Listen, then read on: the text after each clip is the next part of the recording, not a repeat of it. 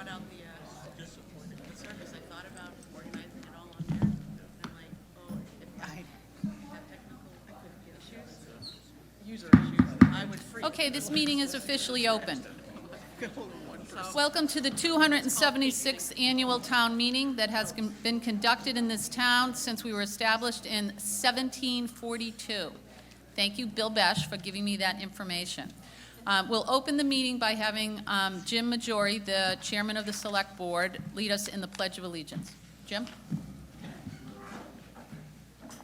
I pledge allegiance To the flag of the United States of America, and to the republic for which it stands, one nation, under God, indivisible, with liberty and justice for all.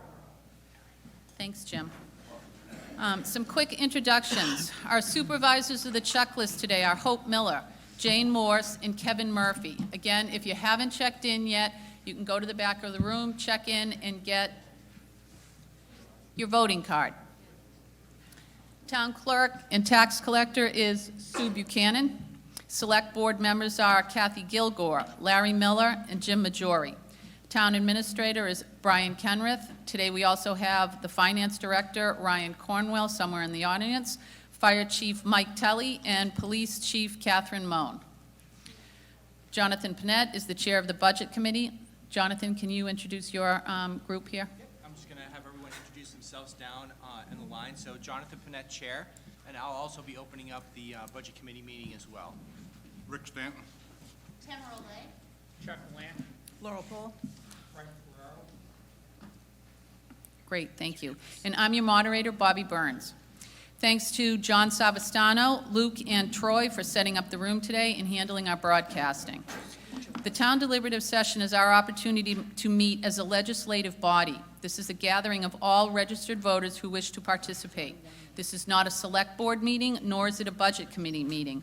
Those select board members and budget committee members are here today. They are participating the same as the rest of us as voters. This is your meeting.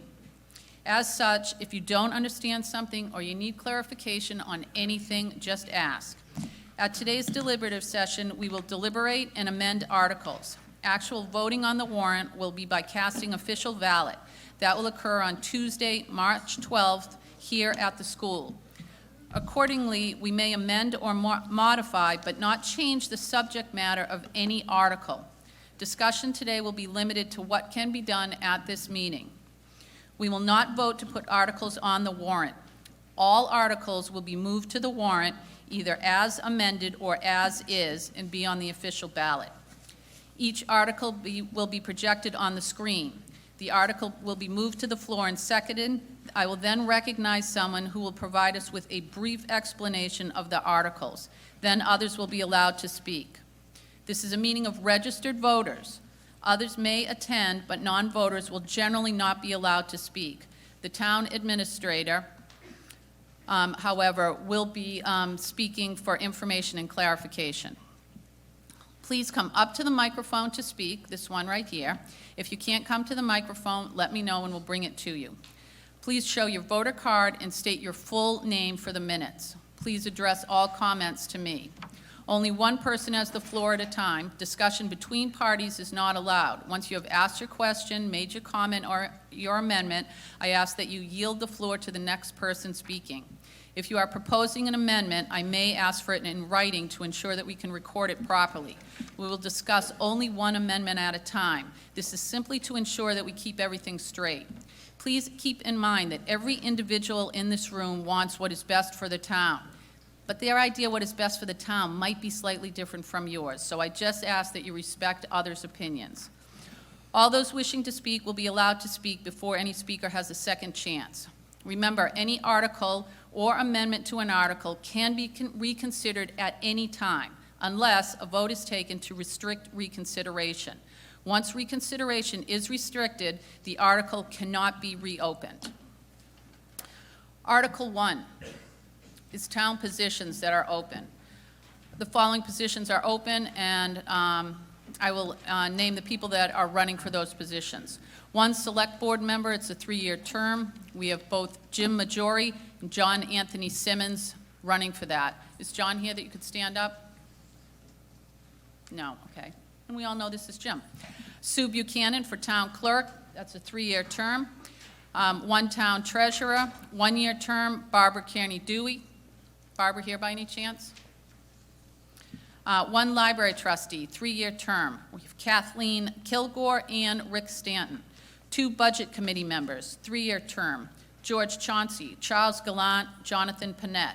1 Trustee of the Cemeteries, a 3-year term, Mary Lambert. 2 Planning Board members, 3-year terms. Frank Ferraro, Scott Baker, Laurie John Attella, and Robert Shep Croner. 1 Water Commissioner term, 3-year term, Robert Landman. 1 Water Commissioner, 1-year term, David Ciccolone. 2 Zoning Board members, 3-year term, Jonathan Panett, 1 open slot. 1 Trustee of the Trust Funds, 3-year term, John Chansey. There will be a candidates night conducted by the New Hampshire Business Association. That'll be on Wednesday, March 6th, 7 to 8:30 p.m., and it will be in Town Hall. Let's move on to Article 2. I know I told you that all the articles we can discuss today and amend. However, the only exception to that is zoning ordinance articles. So these articles that we will be going forward with zoning cannot be amended, but they will be explained today, and you may ask questions and comment. Okay, your motion. Madam Moderator, I would move to have Article 2, you want me to just have amendment to zoning ordinance, or would you like to be specific? Amendments to zoning ordinances. I move to have Article 2, amendment to the zoning ordinance, move to the official ballot. Nancy? Thank you, Madam Moderator. Nancy Monahan, Vice Chair of the Planning Board. Article 2 is a simple amendment to the zoning ordinance to clean up some inconsistent language that we discovered during the Aquarian consideration of its new building. This will make it clear that any building for public utilities or essential services must receive a variance from the Zoning Board of Adjustment. It's simply, right now, the language in the zoning ordinance is conflicting. So this just clarifies it and cleans it up. Thank you, Nancy. Any questions on this article? Okay, Article 2 will move to the official ballot as is. Let's move on to Article 3. Tim Harned will speak to this article. Oh, yeah, Jim does. Thank you. Thank you, Madam Moderator. I would move to have Article 3, amendment to the zoning ordinance, move to the official ballot. Second, Larry? I'll second the motion. Go ahead, Tim. Thank you. Article 3 is to amend Section 302 definitions and Section 409, the Wetlands Conservation District. The essence of what is going on here is really just a clarification of our ordinance. Briefly, in the past, in the ordinances, we defined setbacks from property lines, setbacks from wetlands, and other types of things. And when you get through considering all of those setbacks, you end up with an area that can be developed and built on. That has just led to some confusion for people coming in who are not completely familiar and used to doing this kind of thing. So what we have really done is added to the definitions a development of buildable area, and we have defined what that is and laid it out, and then we go ahead and refer to things as buildable area as to where people can put it. So it's really just a clarification of the existing ordinances. Thank you, Tim. Any questions or comments on Article 3? Okay, let's move on to Article 4. May I make a comment? Yeah, Could I move that we restrict further consideration of Article 2 and 3? second on that? I'll second that. All those in favor, first of all, does everyone understand what this means? No questions on it? Okay. All those in favor of restricting reconsideration on Articles 2 and 3, please raise your hands. Against? Motion passes.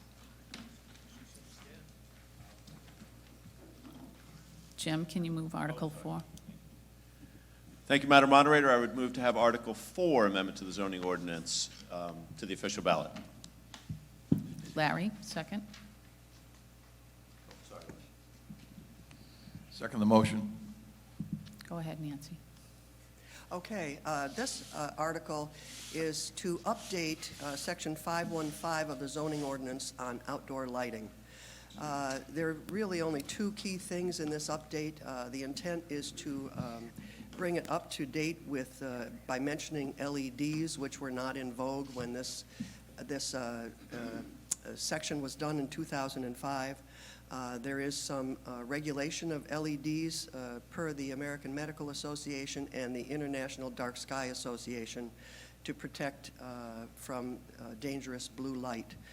So we've added LEDs. We've also added a conditional use permit process in this section to make it easier for applicants. Normally, the outdoor lighting is considered mostly when we have site plan reviews. If somebody cannot meet the requirements of this section, they are required now to go to the zoning board for a variance. We've moved it to a conditional use permit so that somebody who has a minor issue that can't comply can get it done at the planning board at the same time that they come with their outdoor lighting plan. So basically, this is updating with an easier process and inserting LEDs. Thank you, Nancy. Any questions on this? No? Okay, then we're going to move on to Article 5. One of you. Yeah, I'll move Article 5, amendment to zoning ordinance, be moved to the official ballot. Kathy, will you second? I will second that. Tim? Yes, and I apologize, I believe I forgot to identify myself last time I was up here, so I will get a redo. I am Timothy Harned, 66 Lovering Road, Chairman of the Planning Board. Article 5 is something new. It basically, we're creating a definition in Section 302, and we were adding some material to Section 4, yard and lot requirements. Basically, this article makes North Hampton consistent with all the other communities in the Seacoast area. What it does is define a maximum amount of impervious surface that can be in a lot. The main reason for doing this is we have setbacks to sides and things like that to keep you from getting up too close to boundaries. But another issue that we have is drainage on property. You're not allowed to have water run off of your property onto someone else's property.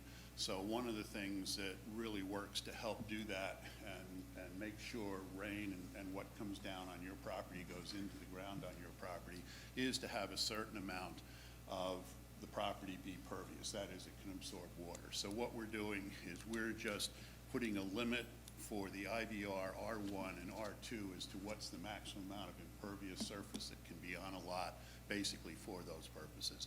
And again, we're the only community in the Seacoast that does not have this kind of thing, and we're also trying to bring ourselves consistent with that. Thanks, Tim. Any questions on this article? No? Okay. Let's move on to Article 6. I'll move Article 6, amendment to zoning ordinance, be placed on the ballot, on the official ballot. I will second that. Tim? Again, Tim Harned, Chair, Northampton Planning Board. So Article 6 is an amendment to, it adds a definition and it's amendments to Section 5.0 agriculture. Basically, this is also a new item that we're adding to the board, and it deals with accessory structures. And basically what the purpose of this is, in the R1 and the R2, if people want to put up accessory structures, it provides some guidelines for how large they can be proportional to the size of the lot, and it also provides a mechanism if they want to do something larger than basically what is allowed right off the bat. There's a conditional use permit process that they can go through if they want to put up a significantly larger structure, and it just gets some planning board input to make sure it's consistent with the neighborhood, it doesn't diminish the value of a butter's property, and it's in the public health and safety.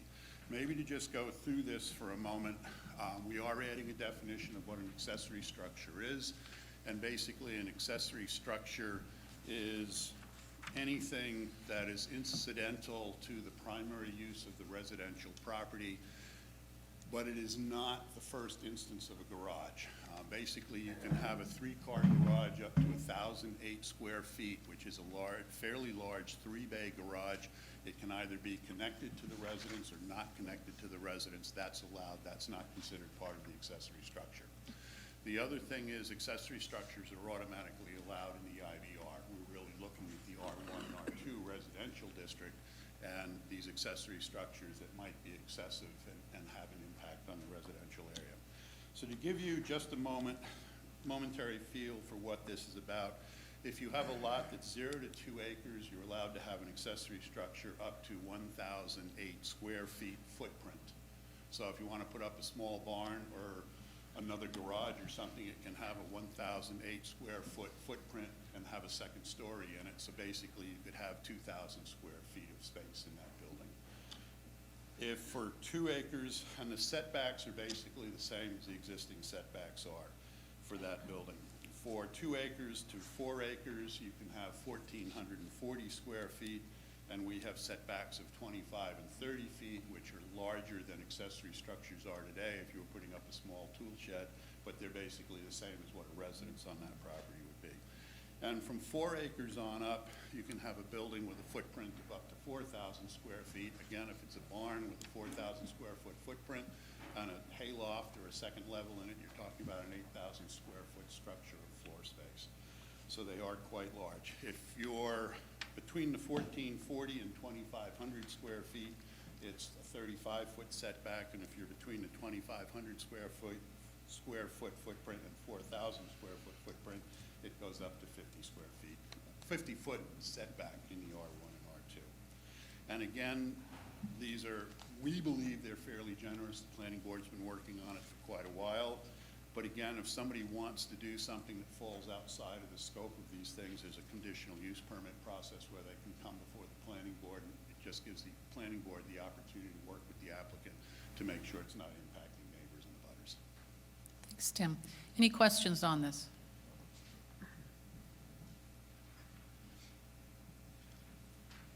Cynthia Swank, 19 Hobbs Road.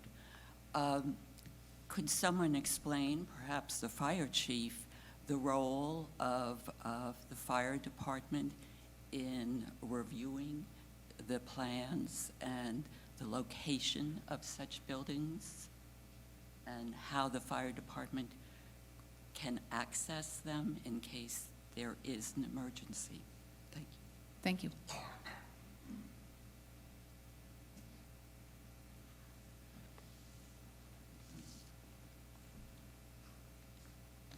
Madam Moderator, Michael Tully, 42 Walnut Ave.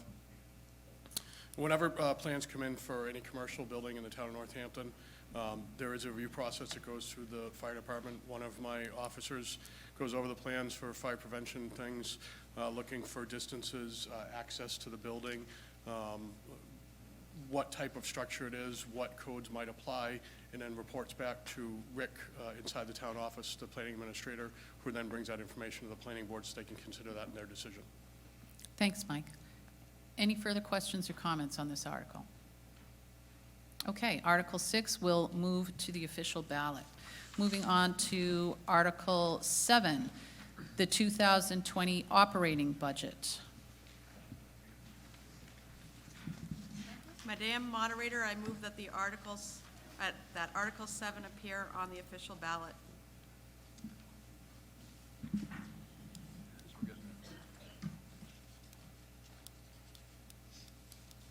Larry? I'm good. Okay. I second the motion. Brian, would you like to speak to this article? Yes, thank you. I'll just do a brief overview of our budget for those who have not seen it yet. So our last year's budget, our fiscal year 19 operating budget, we have a number of $7,124,725. Fiscal year 20, our proposed operating budget, $7,161,370. That's a difference of about $36,000 or 0.5%. So you take our 2019 operating budget, compare it to our 20 default budget, you have a difference of about $14,000 or 0.2%. So changes between fiscal year 19 and the fiscal year 20 proposed operating budget. Small reduction in executive, you see there, about $3,000. I won't read through all of the items, but you can see up there what makes up those changes. Town clerk and elections, a very small increase of about $1,300. Financial administration, an increase of about $10,000, mostly due to salaries, FICA, and Medicare, retirement contributions, nothing out of the ordinary. Data processing, we had an increase of about $17,000. This is mostly due to our contract with Portsmouth Computer Group. We, just this past year, converted to Microsoft 365 and the cloud, which is a change to our server that comes with a monthly cost that we incur for that. So we saw about $17,000 increase there. Property valuation, our assessing services, small decrease of about $1,000. Legal, you see a decrease of about $81,000. We have a few ongoing legal matters that we intend to wrap up, so we don't need quite the same amount in the legal fund that we have in the past. Personnel administration, a reduction of about $77,000, mainly due to some demographic changes, employees coming and going. I'm one of them. Luckily for you, no one's wanted to have children with me yet, so that's part of the reduction. Planning and zoning, about $7,000 there. Again, salaries, FICA, Medicare, retirement contributions, nothing out of the ordinary. General government buildings, about $1,500. Cemeteries, small increase of just over $1,000. Insurance, small increase of about $4,600. Associations and advertising, these are our dues to the New Hampshire Municipal Association, small increase, $628. Police, decrease of about $7,800. Fire and rescue, this was one that was a little bit more, $114,000. Again, primarily increase in salaries, overtime, health insurance, FICA, Medicare, retirement contributions, all standard items.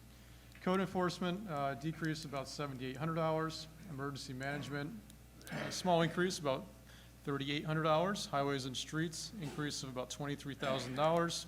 Again, the same cost drivers that we saw in many of the same categories. Street lighting, small decrease, about $3,000. Brush disposal, very small increase, $366. Solid waste, reduction of about $4,500. Recycling, small increase, $676. Water services, $11,793. Our mosquito control saw a decrease of about $9,000. This is with Dragon Mosquito, who does our mosquito treatment several times a year all over town. Health agencies and hospitals, increase about $4,200. Social services, increase about $3,900. Parks and Rec, $13,105 increase. Again, you see these same things, salaries, FICA, Medicare, retirement contributions. We've also done quite a bit of work, if you haven't noticed, in Dearborn Park this past year. I'll give kudos to Joe Manzi, who's led much of that. We resurfaced the tennis courts, did some painting. We had the inmate trustees here from Rockingham County that helped us with a lot of those projects, so that's been a great effort. Northampton Public Library increased about $12,670. Ag Commission increased about $300. And Economic Development Committee, we've left $1 as a placeholder for unanticipated costs concerning economic development in the coming year. Debt service increased about $10,000, and the interest there decreased about $84.75. So the total change with all of those categories in the operating budget, $36,645. Also to note below, the town is holding a 10% increase. For health insurance premiums, we received a GMR, or guaranteed maximum rate, of 13%, and any difference is taken out of the Health Stabilization Fund, which is one of our capital reserve accounts. So we've budgeted for the 10%. Pie chart broken down by category. Overall, the budget, you see public safety, the largest chunk, that's not unusual. Public works, just after that, health insurance, and general government to follow with the other categories, smaller slices of the pie. So that's the general overview. Me or Budget Committee or Finance Director Ryan Cornwell are happy to field any questions if there are any. Thank you. Questions or comments on the budget? Really? No questions, no comments.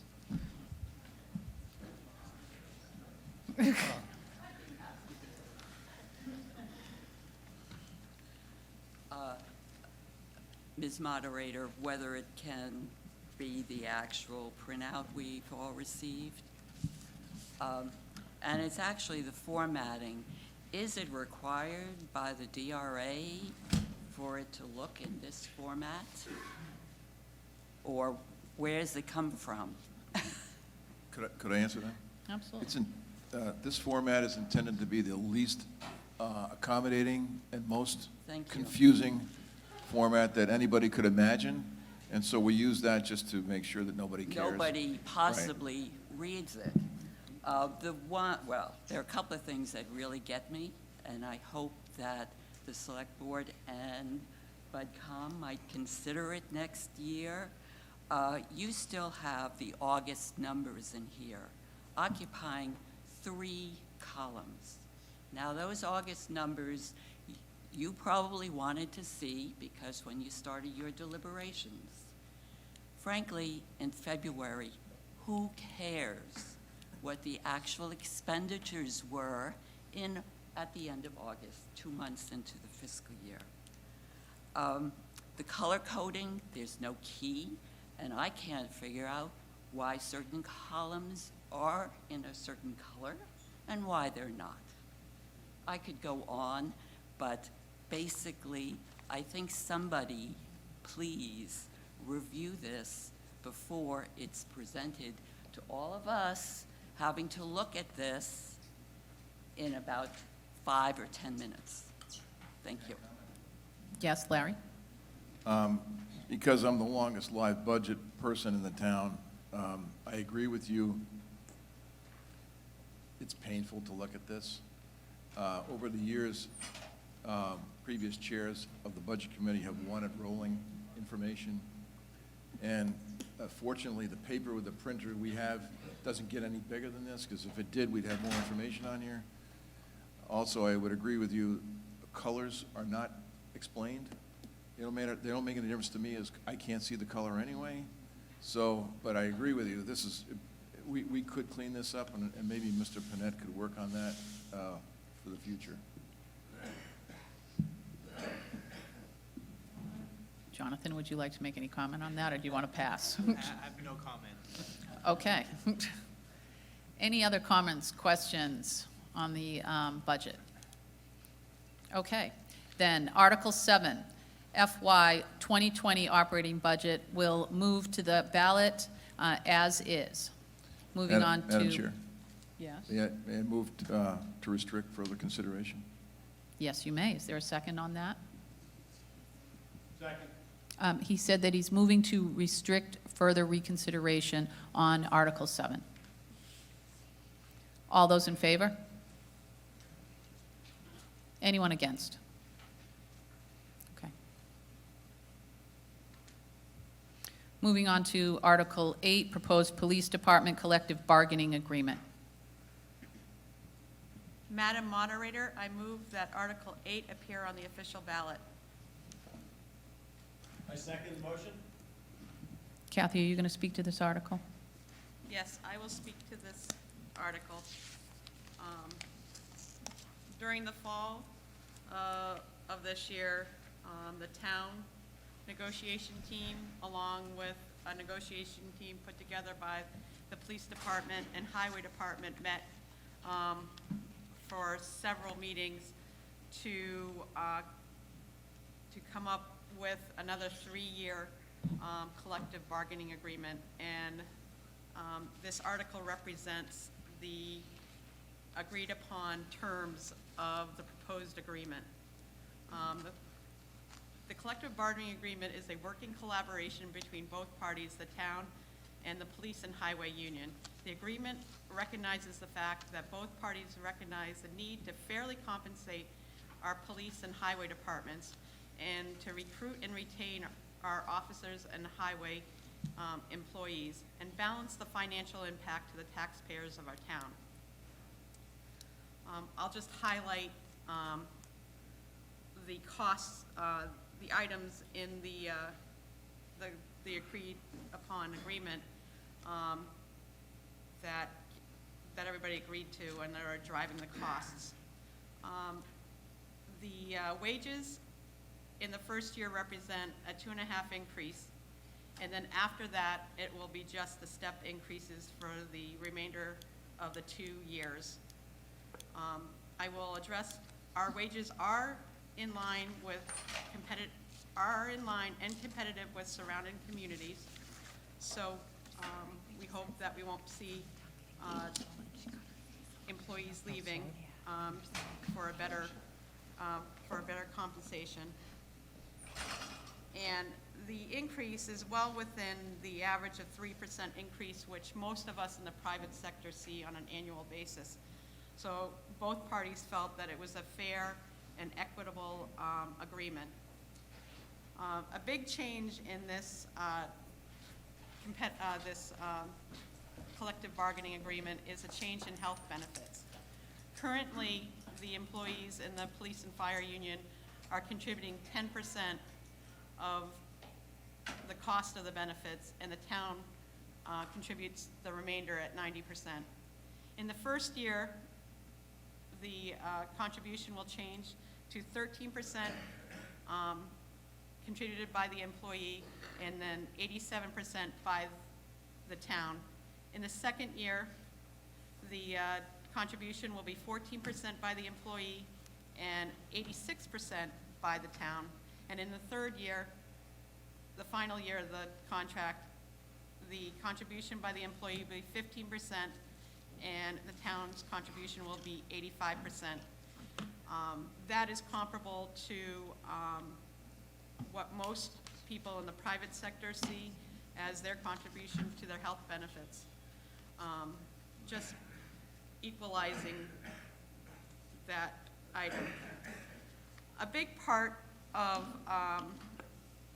the requests that came in from the union were in regards to vacation time. And there was several hours, several meetings, this was a discussion. And what is represented in this collective bargaining agreement is basically we have agreed to accelerate the earning of vacation time, but the cap on vacation time remains the same. This is to help with all the new employees we have in regards to having a more balanced work and family time. The other driver in this collective bargaining agreements is holidays. Both sides have agreed to add an additional holiday to those list of holidays already offered, and that is the day after vacation. The day after Thanksgiving. That is quite common, as we all know, throughout the public and private sector. And we have agreed to add in a classification in regards to holidays. We are now going to recognize 5 major holidays. And with this classification, that means officers working on these 5 major holidays will receive 1.5 times pay for working those days. And this will be phased in over the contract on July 1st of 2020. Thanksgiving and Christmas will be phased in as major holidays. And then on July 1st, 2021, New Year's, July 4th, and Memorial Day will be phased in. I would like to thank, at this point, the negotiation team from the police department and the negotiation team from the town for coming up with this collective bargaining agreement. I think it's very fair and respectable for both sides. Any questions on the collective bargaining agreement? Okay, Article 8, collective bargaining agreement, will be moving to the official ballot as is. Madam Moderator, I would like to move the further restriction of this article. Do we have a second? I will second that. All those in favor of restricting further reconsideration of this article, please raise your hand. All those opposed? Motion passes. Moving on to Article 9, Town Office Police Building Weatherization. Madam Moderator, I would move to have Article 9, Town Offices, Police Building Weatherization, move to the official ballot as presented. I'll second it. Jim, are you going to speak to this article? I will, yes. Thank you.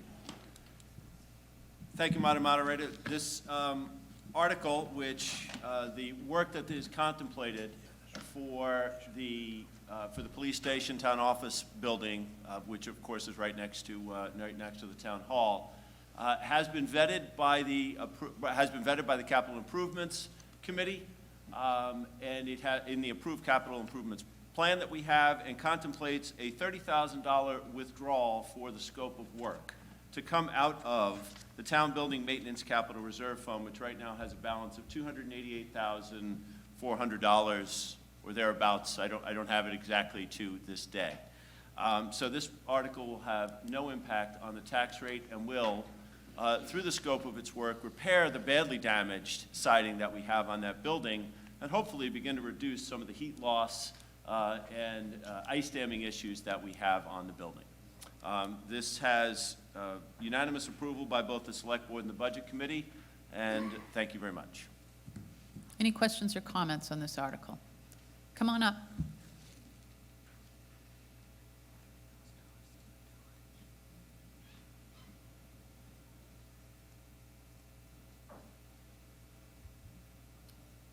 Arthur Nato, 34 Pine Road. My question with this type of work, in order to get the heating and whatever benefits that we want to get from this, there has to be some detailed inspection of the contractors doing the work. What is that plan? Arthur, if I could just ask for clarity, are you, I assume the question meant scope of work, or were you actually referring to the vetting of the contractors themselves? No, when it comes to the actual doing the work, when it comes to the venting of the building so you don't have the ice dam issues, that is very picky construction work. Who is going to be looking for our town's pocketbook to see that that's done correctly? That, through the RFP process, and through the vetting that was also done by the Capital Improvements Program with the help of also the Hub and his team, we will make sure that the RFP that we have for this is inclusive of all of that work. So you still haven't answered my question.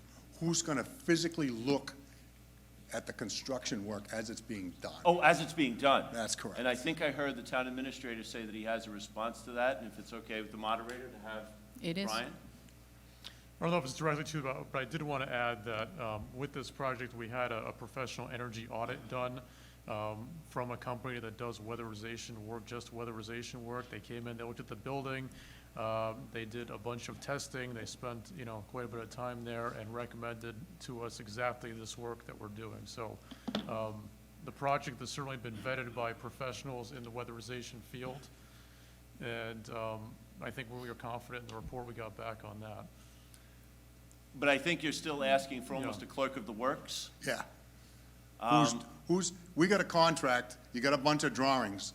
Who's going to ensure that those drawings are implemented? And I'm not sure that the RFP contemplates a clerk of the works who would be, obviously have to be compensated for that.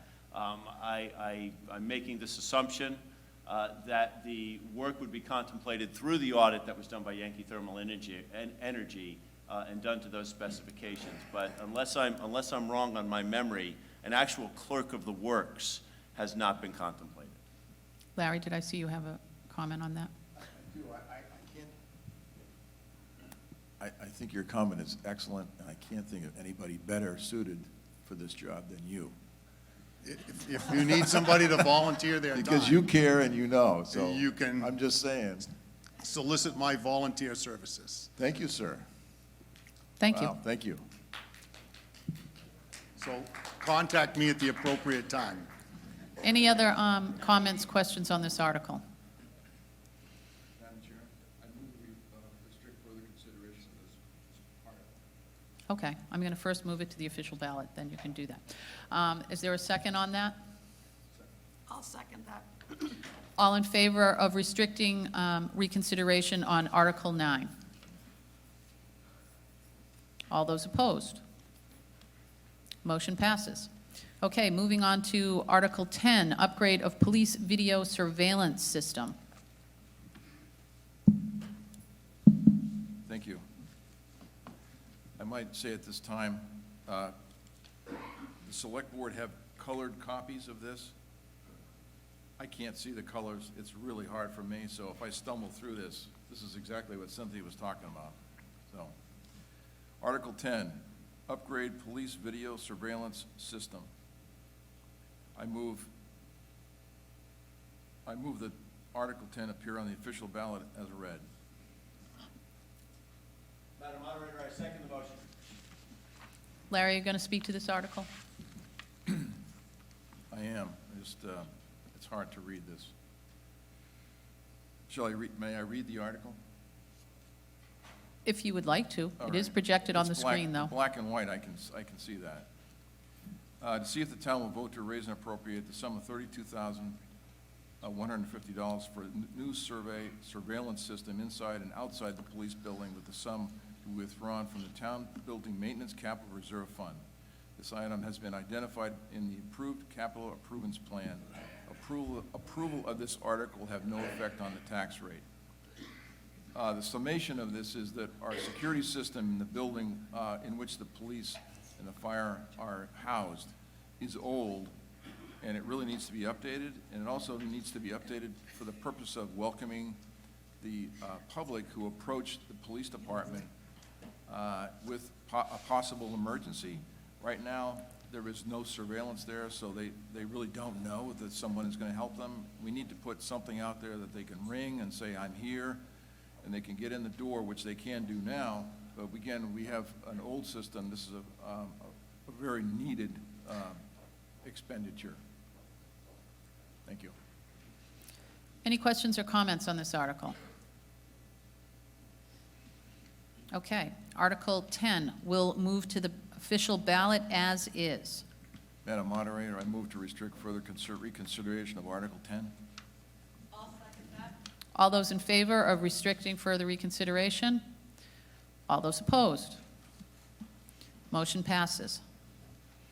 Article 11, paving town complex. Madam Moderator, I move to have Article 11, paving of the town complex, moved to the official ballot as presented.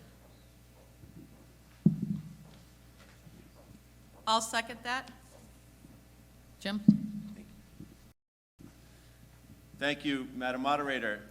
This article contemplates $90,000 to be raised through taxation for the reconstruction and paving of certain areas around the town complex. These areas have been identified in the capital improvements plan, the approved capital improvements plan, and have been approved or been suggested by our highway department. As many of you know, there has been discussion over many of the past years about what we are going to do with our town buildings. And while this article has nothing to do with the town buildings, we have put off some of the repaving work that needed to be done in anticipation of what might happen with those buildings. We are at a point now where we have safety issues, especially where we have them around Joe's Meat Market, where we have them at the town hall, and especially where we have them at the fire department. And the issue with the fire department is the apron that's around the front of the building is in such a state of disrepair that we have a safety issue, but more importantly, the level of that, the level of the surface that we have there allows for 3/4 of an inch of clearance for the ladder truck to get into the building. As we have this time of year where there might be some ice damming, well, I don't know if that's called ice damming, but we have ice buildup on the ground. If we lose that 3/4 of an inch of space, the ladder truck doesn't fit into the building should it go out. This paving project will help to at least give a little more room for the ladder truck to get in, and again, reduce some of the issues that we have, the liabilities of the areas around the town hall and Joe's Meat Market especially. And be glad to take any questions. Any questions or comments? Come on up.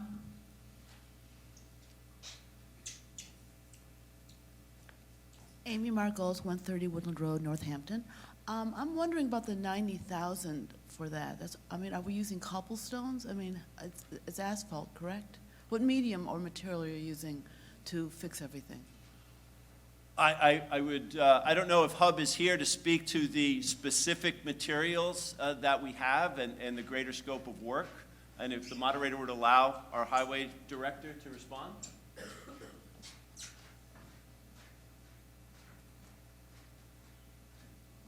Good morning.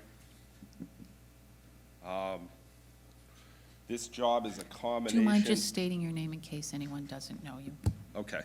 John Hubbard, Public Works Director. This project is a combination of reclamation and overlay work. The areas that will be reclaimed, we will adjust the height of the grade and install 4 inches of asphalt in 2 courses, which is a heavy grade for asphalt due to the size of the trucks at the fire department. And the other areas that won't be reclaimed, such as the ones behind the town complex, which have, right now, they have a single course of base course that was done when we removed the old highway shed back 10 years ago. So that area will receive 1.5 inches of pavement.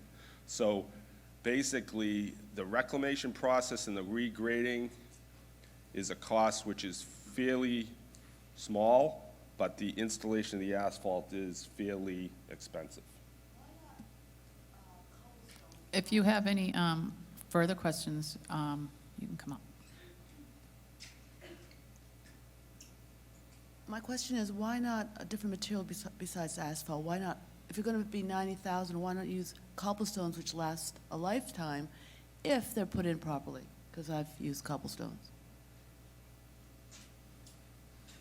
Cobblestones are, I've used cobblestones at my house in the sidewalks, but they do not work in areas where you have traffic.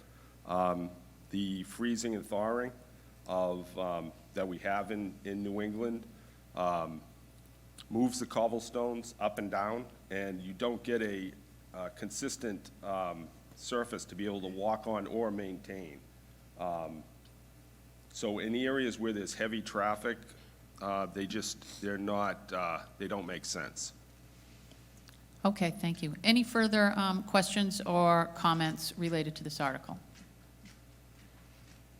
Okay, Article 11 will move to the ballot as is.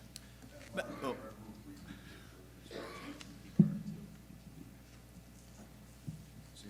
Everybody knew what you Second. said, it's okay.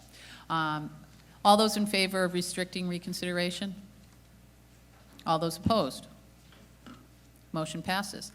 Okay, moving on to Article 12, road resurfacing.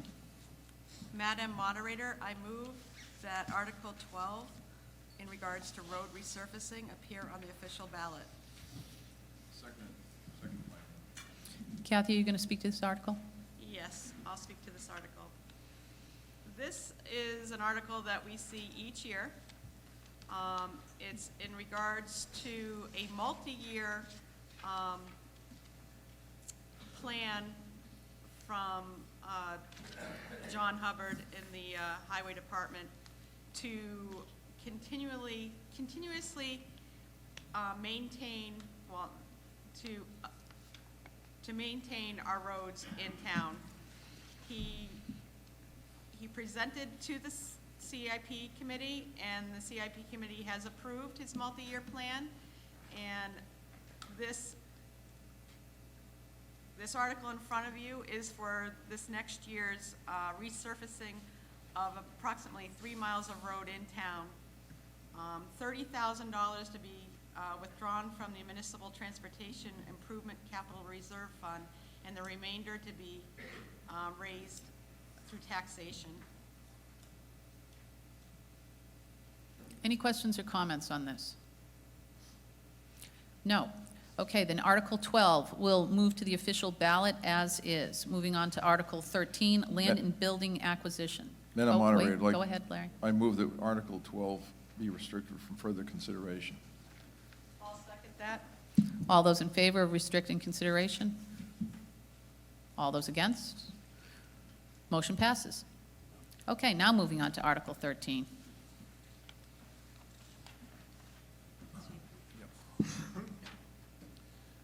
Madam Moderator, I move that Article 13 appear on the official ballot. Madam Moderator, I second the motion. Larry, are you going to speak to this article? I do, thank you. I'm going to read it because it's well-written. I wrote it. Article 13, Land and Building Acquisition. To see if the town will raise and appropriate the sum of $375,000 for the purchase of real property and building located at 216 Atlantic Avenue, Northampton, tax map 7, lot 71, question mark. Said property to be the future location of public facilities such as, but not limited to, a town meeting room, town offices, and recreation. This sum is to come from the unassigned fund balance, no amount to be raised from additional taxation. Majority ballot vote required. It's been recommended by the Select Board 2-1 and recommended by the Budget Committee 5-3-1. I have posters for further explanation if you'd like to allow me. Sure. Okay. We're going to take the mic. Yes, you may.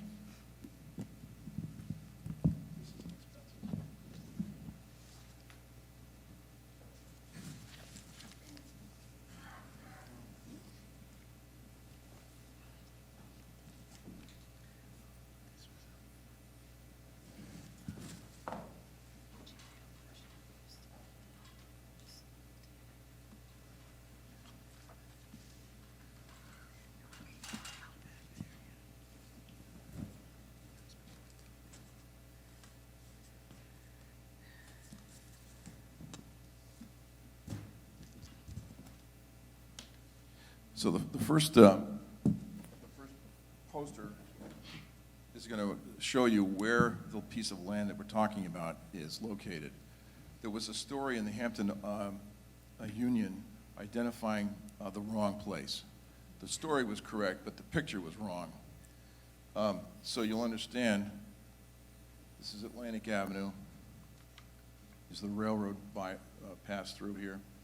This is the library, this is the old library, this is the lot that has the fire station and police on it, and this is the lot directly across from these two lots. So this is south and that's north. For historical purposes, at least 10 select boards that I know of have been looking for land that would be useful to town for the purpose of expanding our services. We don't have much public land, nor do we have, our services are terrible, quite frankly. Our police and fire station is very outdated. As everybody knows, that's been around for a while. We've been through many different plans to come up with something that would encompass making our facilities new, and nothing has passed. And the cost of those facilities through the years has increased from $6 million to, the last number was, a couple of years ago, was 8.5, and that one facility that was going to be built out almost, well, quite a ways outside of the current center of town. This piece of land came unexpectedly this calendar year. The people want to sell, and it's for sale. We have a purchase and sales agreement with them for less than the assessed value of the property. Now, what makes it valuable are the following things. First of all, it's right in the middle of town. Everybody that is going to be involved with this will be in the middle of town. Secondly, it's inexpensive and it's there. We couldn't ask for a better piece of land. There is a building on it, which we don't need, but it will serve the purpose of people that live there for a while until we do need the land, so it will not be unoccupied. And they are going to pay rent, and they're going to pay all their expenses. So considering the cost that we could have been paid, the pieces of land that select boards have found have been always greater than $800,000, just the land. This is $375,000. timing is good, and we actually have the money. We don't need to raise taxes to buy this piece of property, and it will cost us nothing to own it. The taxes presently on this land are about $1,000 because the people that own it are veterans and they're disabled. So we're not missing any tax money. Now, to show you further why it's important,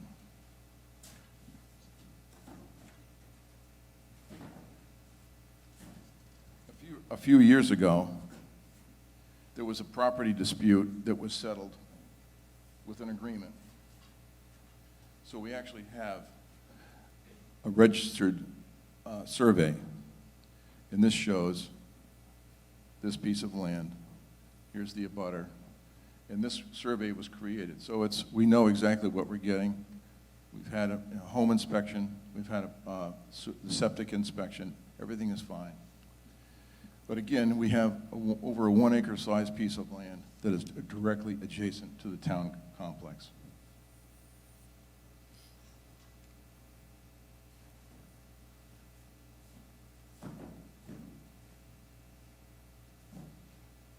And lastly, how could this land be used if we do buy it? And I hope we do.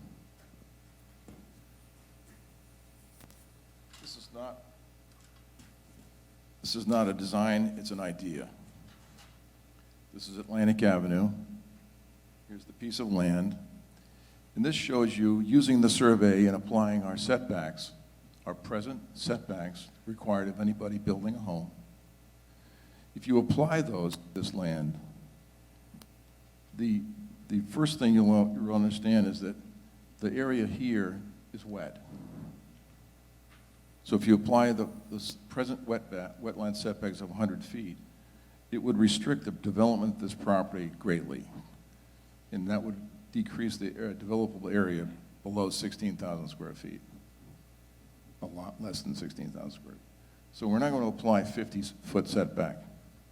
So this is a suggested building, it's not a design. It shows you the side setbacks, the front setback.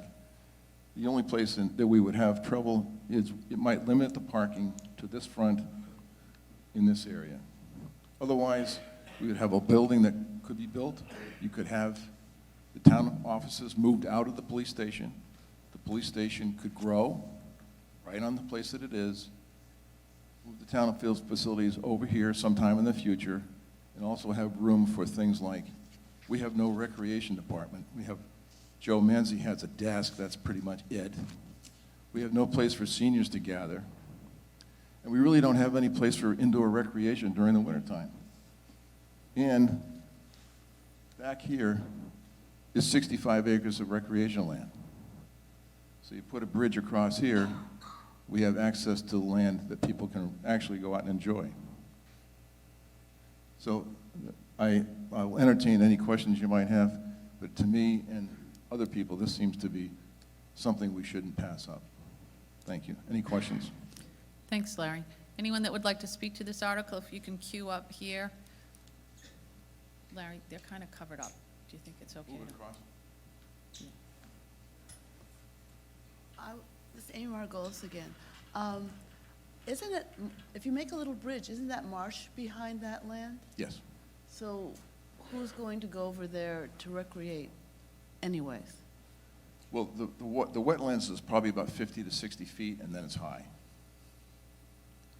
In this area back there, the Boy Scouts actually built a bridge across a small stream. It's quite beautiful. So that type of thing would be So recreation mean walking through the marsh and just over it over the marsh and into the woods. Okay. Thank you. Kay? Yeah, I'm Kay Manine, and, Kay, can you speak into the microphone? yeah, You oh, sound a I'm little sorry. quiet. My name is Kay Manine, and, you know, notwithstanding your very nice presentation, I don't see personally the need for the taxpayers of the town to fund the money, regardless of which bucket is coming from, or whether it's today or whatever resources it's pulled from. You know, the town already has a town-owned land at the corner of Alden and Atlantic that's almost the same size, and it's not encumbered by wetlands. It doesn't have quite the downgrade and topographical constraints that this property has, we don't have taxpayer-approved plans for any expansion in place now, and it seems we have trouble even getting approval for expansion on the land the town already does own. And I think that the purchase price of $375 from a land acquisition perspective is nearly double what land values of similar size and utility are going for in the town. Thanks, Kay. Other questions, comments? You had a question? Well, no, go ahead, you can speak and then I'll speak. Jane Besh, Atlantic Avenue. I want to speak, I think we should buy this. The town hall area is the real heart of Northampton, and I think we need to be prepared to keep the heart there. And I think the town has been short-sighted in the past in giving up opportunities. 40 years ago, we gave the beach to the state, and I don't think it's been better for the town ever since. It was to avoid having to pay for a lifeguard. Well, half the time, there's not a lifeguard there anyway. We turned down an opportunity to have the railroad depot for nothing. How great would that be for Rails to Trails if we own that now? So I think that the price, to me, seems reasonable, and I think we should think about the long-term future of the town of Northampton and its heart. Thanks, Jane. Jonathan? Jonathan Panett. I'd like to piggyback on that comment. For the town to be acquiring a piece of property in a key location for under what the assessment value is, I think is a win-win. And like was just stated, we're looking for the future. So we might not have an immediate plan right now, but we're looking a couple years down the road. I think this is a good move for the town to move forward on. So.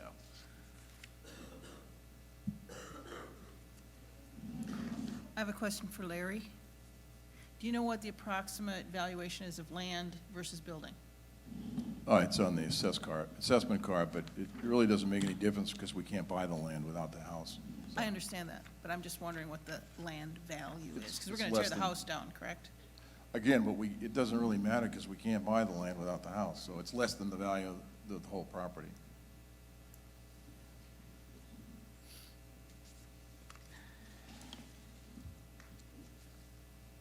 George Chauncey, Hobbs Road. I'm against this purchase. We have a piece of land that's been sitting vacant for 15 years that we've spent over $500,000 to purchase. If we do need land to put up a new town office, we could use the Homestead property. Spending $375,000, I think, could be used in other areas in town. It could be put in the Coakley landfill fund because we know we're going to have some big bills coming from that. It could be used for a lot of things that we really need. We have no need for that piece of land right now. Thank you, George. Any additional? Oh, I have two issues.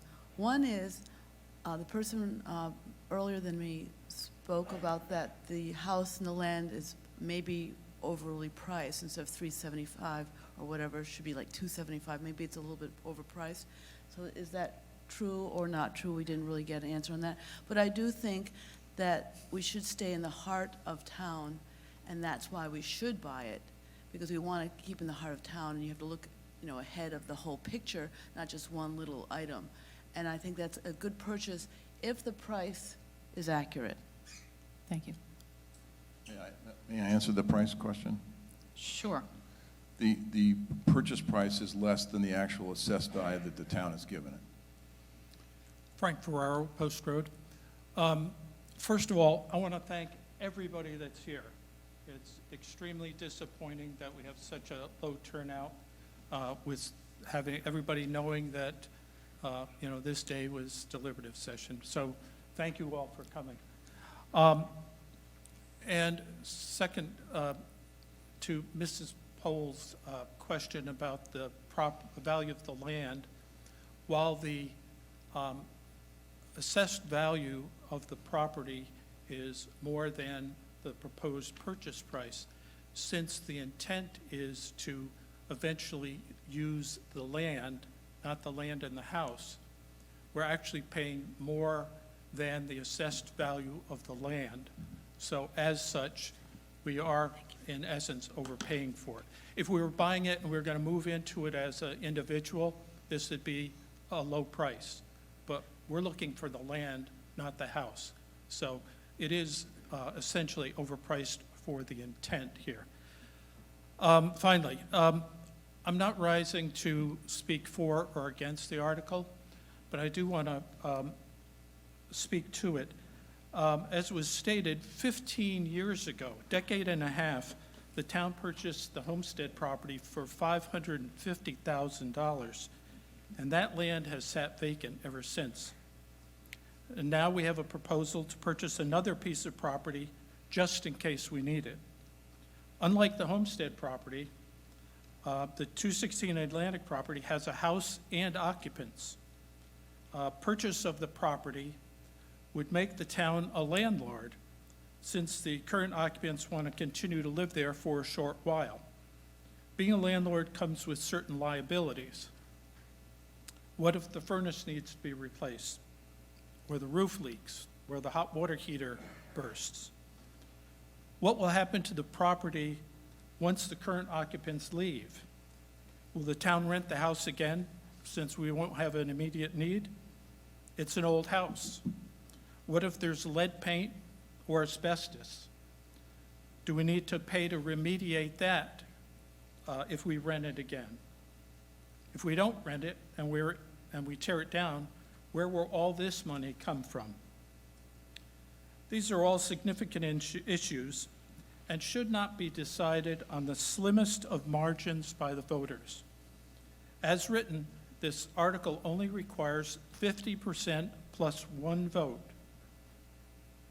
If we are to purchase the property, it should be approved by an overwhelming majority of the voters. Now, the only way to mandate that is to require the land be purchased using a bond. Therefore, I propose that Article 13 be amended. And Madam Moderator, I have... You're going to read it?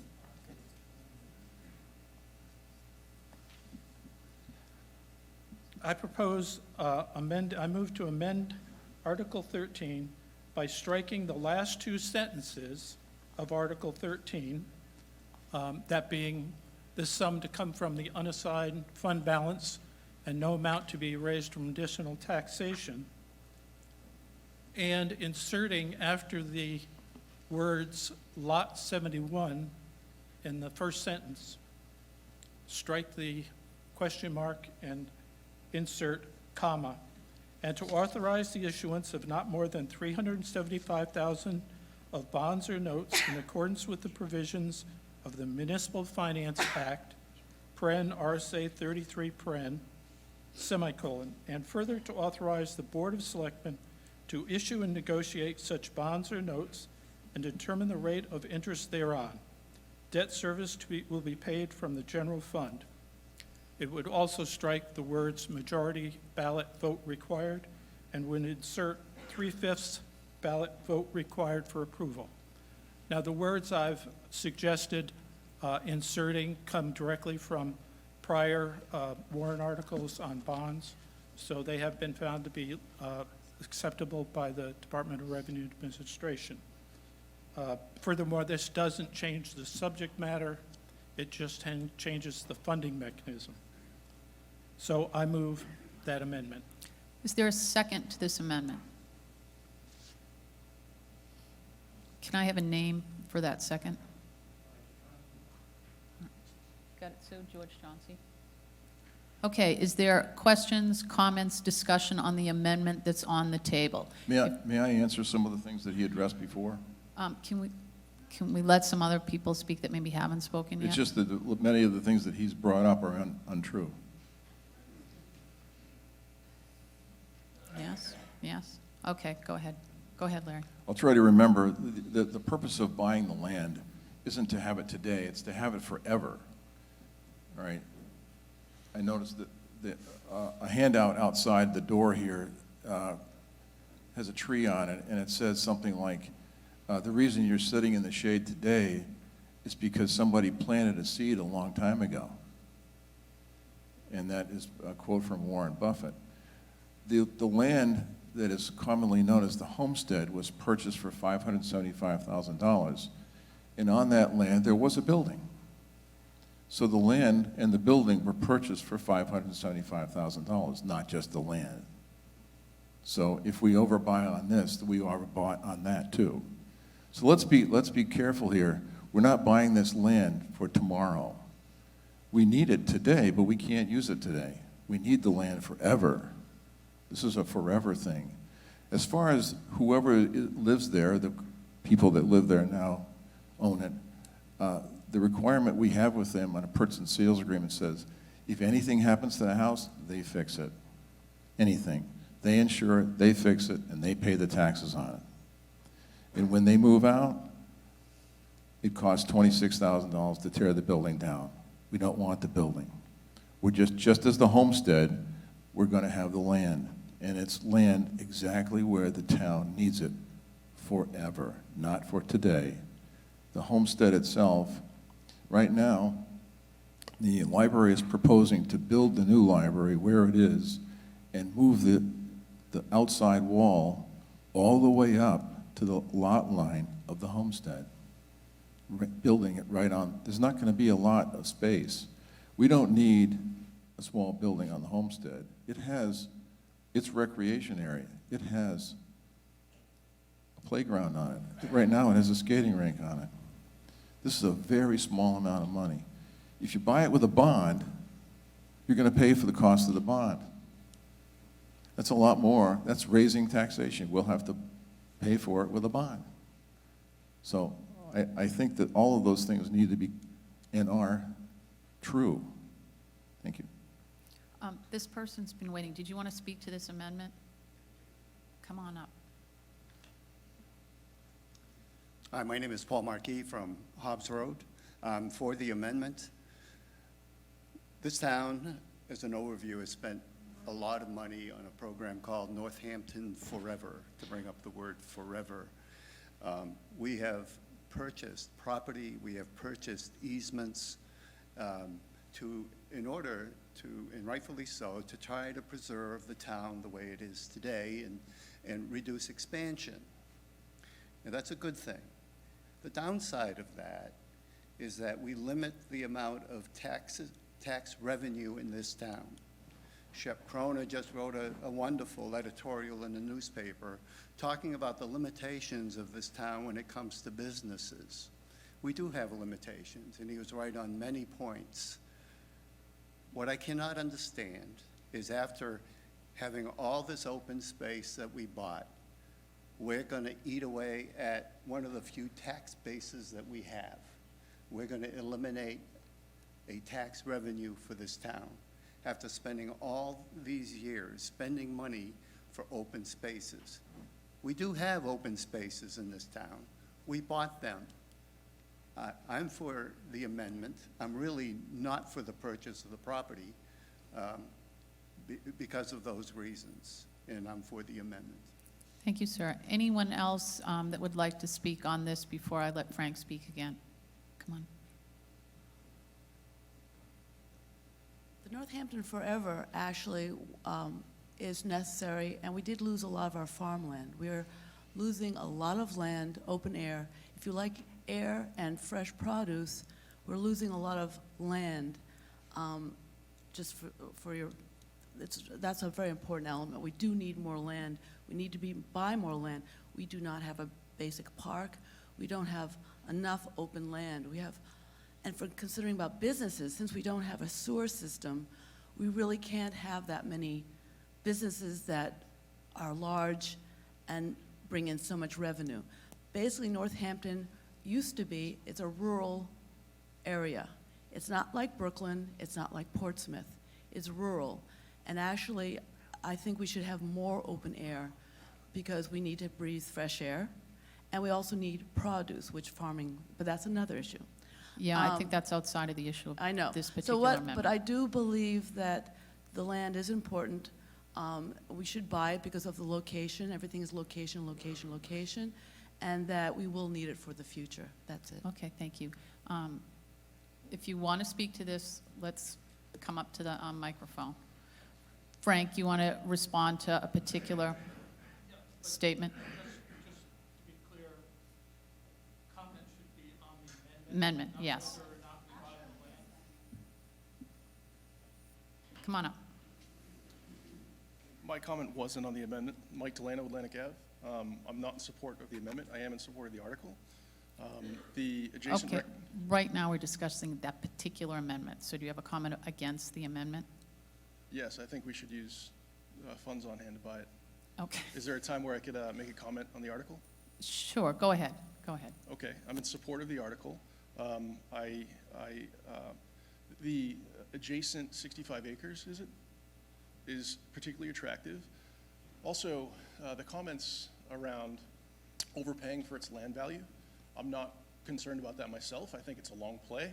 The time value of money, 40 years down the road, it's not going to be looked at as an overpayment. So I'm not concerned about that at all. I'm also not concerned about the particular use. The previous commenter, I don't know your name, but I agree with what you said. I'm very interested in open space, and that's why I'm in support of it. Okay. Kay?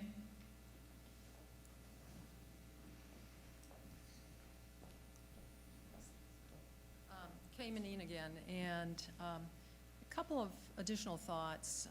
It is in an R2 zone, I do believe, and it is, at least to my knowledge, surrounded by a residential property on one side, I think also on the other side. And the intent would be, at least with this scenario, would be to put a commercial or, municipal use there, which is somewhat incompatible. And I sort of, that doesn't sit well with my, it doesn't seem very compatible with the use.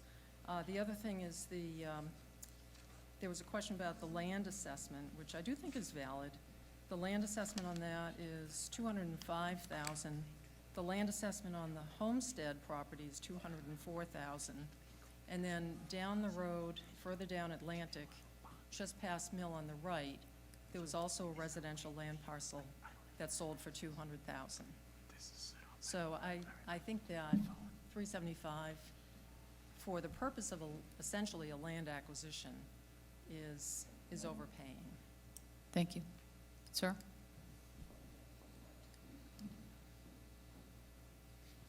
Good afternoon. My name is Scott Baker. I live on Squire Drive, and I just wanted to reiterate that I think it's great that we can all come together and have a healthy debate like this.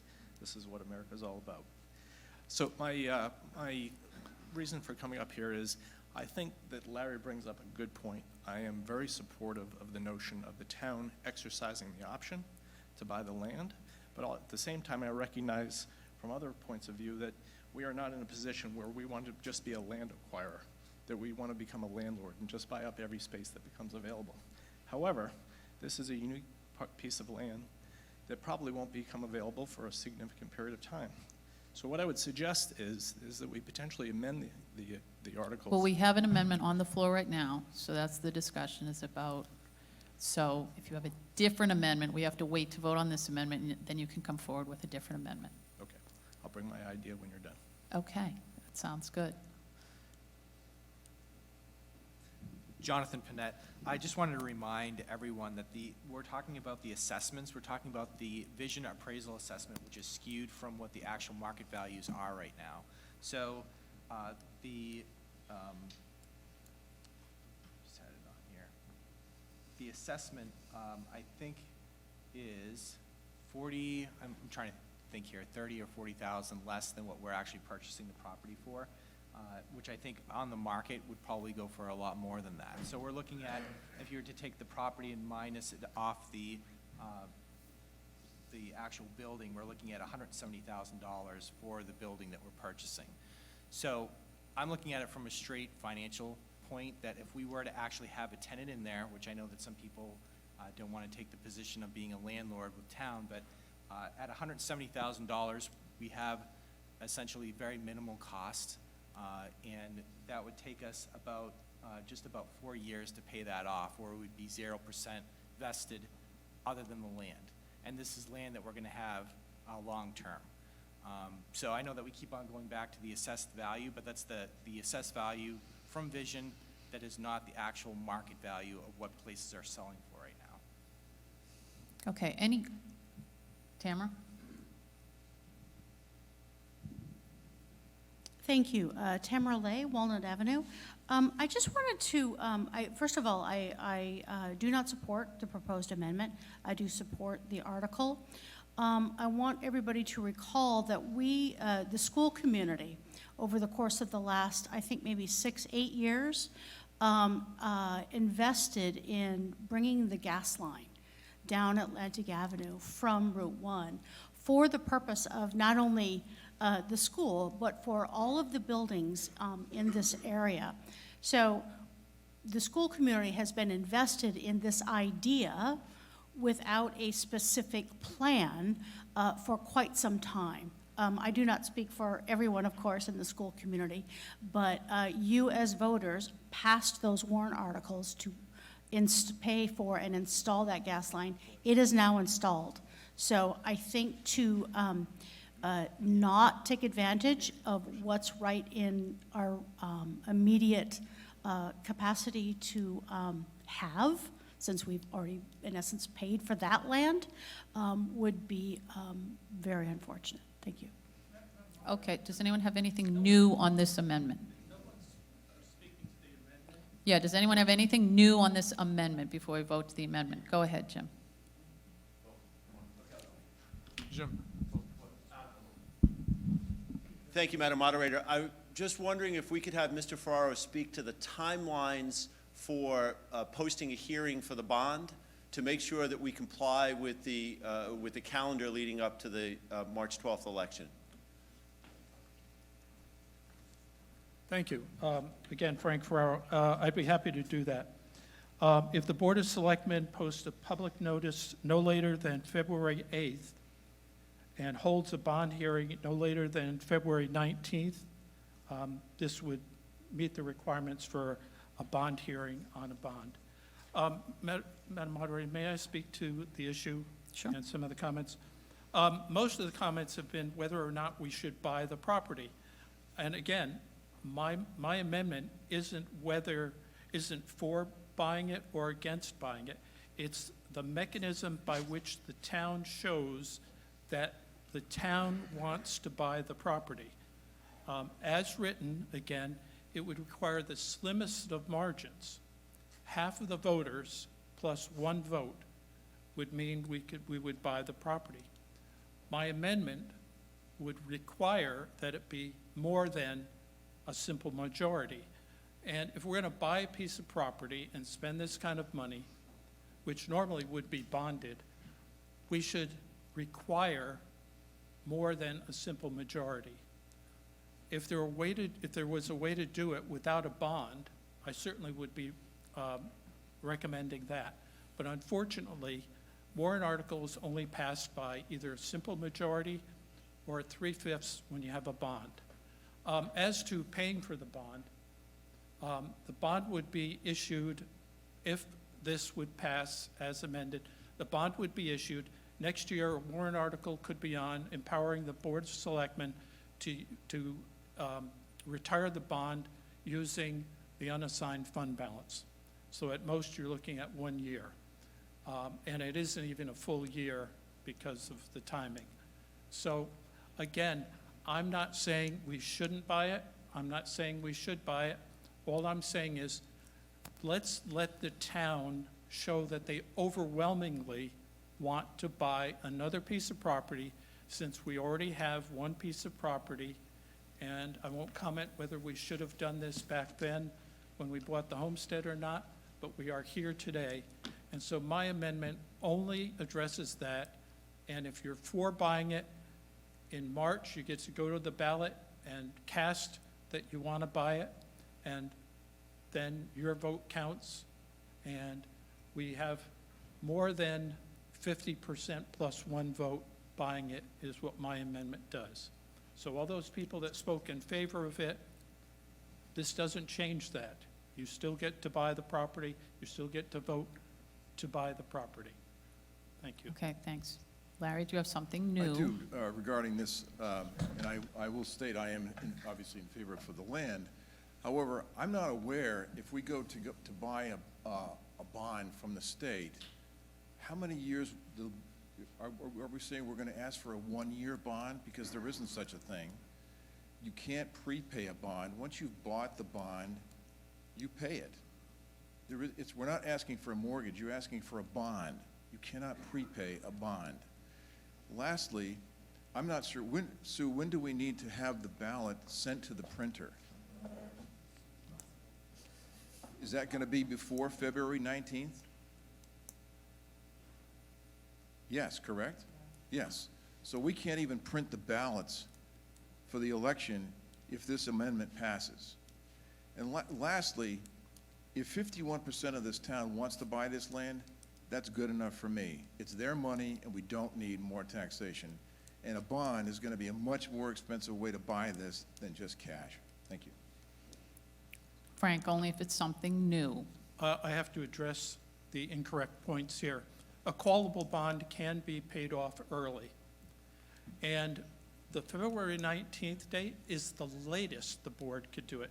They could put a public notice in the paper or post a public notice on Monday, and 7 days later have the public hearing. The 19th is the very latest you could have the public hearing. So, and I think I was clear when I said that. So to those points, that's not correct. Okay, again, is it new? Go ahead.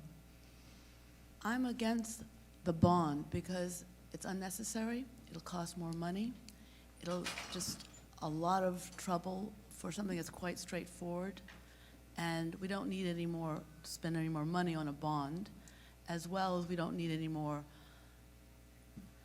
we can vote on it as the normal procedure of voting, we don't need the bond. Okay. I'm going to read the amendment again, and then we're going to vote on the amendment. So the new article would read, to see if the town will raise and appropriate the sum of $375,000 for the purchase of real property and building located at 216 Atlantic Ave, Northampton, tax map 7, lot 71, and to authorize the issuance of not more than $375,000 of bonds or notes in accordance with the provisions of the Municipal Finance Act, and further to authorize the Board of Selectmen to issue and negotiate such bonds or notes and to determine the rate of interest thereon.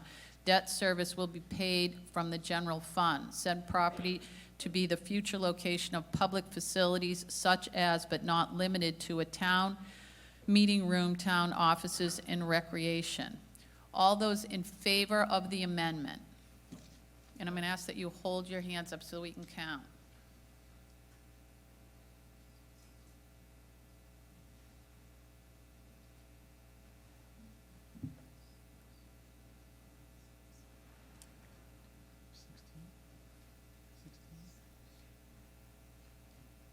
All those against?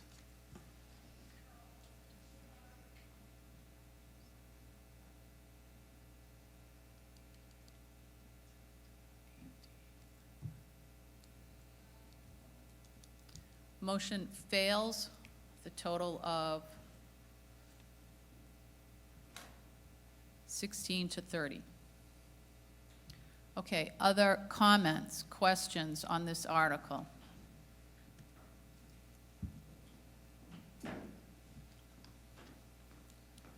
Scott Baker, Squire Drive. Once again, great arguments, great debate, great comments from everybody. Here's my compromise solution, which I think, I would hope that would be more amenable to the group as a whole. Once again, I think this is a great opportunity for us to buy a piece of land that could potentially be very helpful to the town, very useful to the town.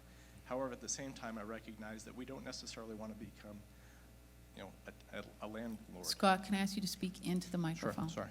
So we don't necessarily want to be a landlord and just acquire every piece of property that becomes available. So my recommended solution, a compromise, is that we go ahead and purchase the land with the 375, because this opportunity may not present itself for a long time. But there's an understanding that within a period of, say, 3 years or 5 years, if a plan does not materialize with respect to how the town will use the property, that the town will put the property up for sale to sell it to someone else. So that we don't, unlike the homestead property where we buy it, it sits and we don't know what we're going to do with it. In this particular case, we buy it with the understanding that we're going to put it to use, or at least come up with a plan for its use within a reasonable period of time. I don't know if that's 3 years or 5 years or some other time period, but at the end of that time period, if we don't have a plan, we just put it on the market, we sell it to somebody else. Scott, I need an actual amendment in order to go forward with that. So do you want to take this piece of paper and write out the amendment that you would like to have to propose with this? Sure. Hold on, no argument. Come on up, Scott.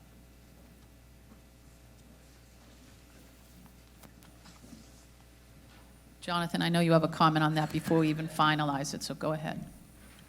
The only red flag with that is I'm banking on a slight recession over the next 3 to 5 years. So if the market goes down, we could be losing money if we decide to pass an amendment where we're going to be a do or die in 3 to 5 years, where we're going to be forced to sell a piece of property at a loss. So. Madam Moderator, Yes, can I provide a point of information? yes. Just so everyone's clear, the agreement would be, it is a 1-year leaseback agreement to the current owners of the property. We're not talking about being landlords for the long term. The agreement is a 1-year leaseback. And also just to know, under New Hampshire law, the owners of that property who would now be renters are still responsible for the property taxes on that property. So they will still be paying, while they're in tenancy, the property taxes on that property. But it is a 1-year leaseback to the current owners. Thank you.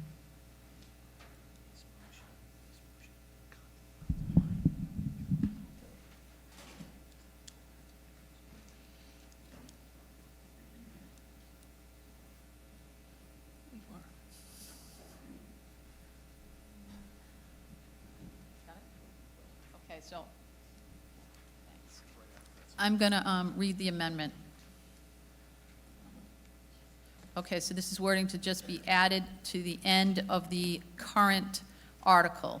If the town does not propose an acceptable use for the property within a 3-year period, the town will then place the property on the market for sale. Is there a second to this amendment? No second. Second. Kay Manine is the second. Okay, would anyone like to speak to the amendment that's on the floor right now? Go ahead, Jim. Thank you. I'll go over here. I have a question I was just trying to get clarity on.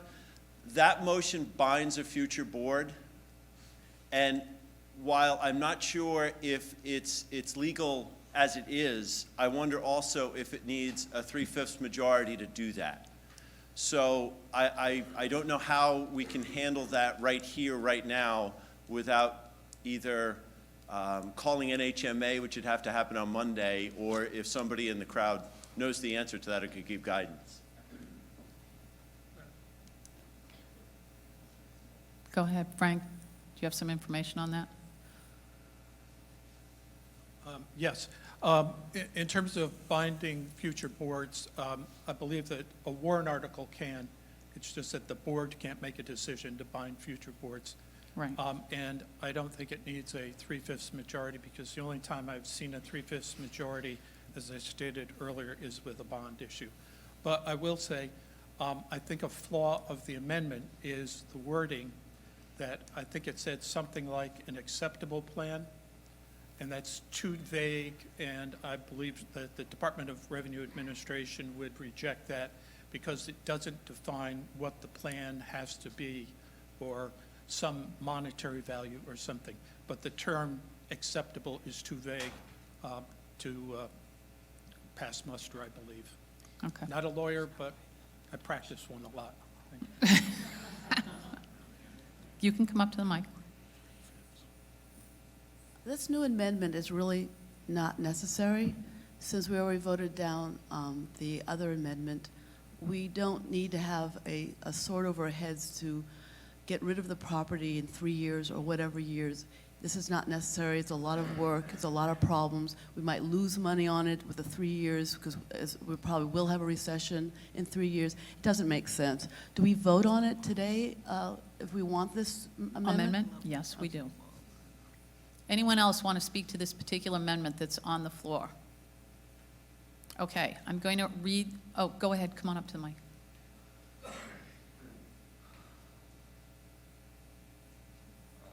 Tony Giannatis, 102 Atlantic Ave. It seems to me that the amendment is not actually very helpful. If you bind yourself to needing to sell the land, should no plan appear in whatever 3 years, 5 years, you're asking to be taken advantage of by unscrupulous people who will then offer you 50 cents on the dollar. Now, I'm not saying that such people would exist here in Northampton, but I understand they may exist elsewhere. Secondly, if the town decides, having bought this property, that it really does no longer have a use for it, you can sell it at any time, amendment or no amendment, and therefore I think it serves no purpose. Okay, thank you. Any other comments on this amendment that's on the floor? Okay, I'm going to read the amendment one more time. This is language to be added to the end of the article. If the town does not propose an acceptable use for the property within a 3-year period, the town will then place the property on the market for sale. All those in favor? Okay. All those opposed? Motion has failed. Any additional comments on Article 13? Okay. Madam Chairman, I move that Larry? this further restriction of this article be. Okay, I have to put it on the, move it to the ballot first, but, so I'm moving Article 13 to the ballot as written. Larry, you can now restrict. I move to restrict further reconsideration. Is there a second on that? Jim? Second. All those in favor of restricting further reconsideration on Article 13? All those opposed? Motion has passed. Okay, Article Thank you. 14. Contribution to the Earned Time Settlement Capital Reserve Fund.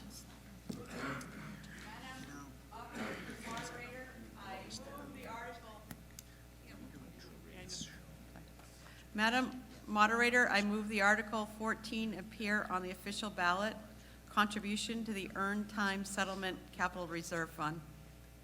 Jim? Second. Kathy, are you going to speak to this article?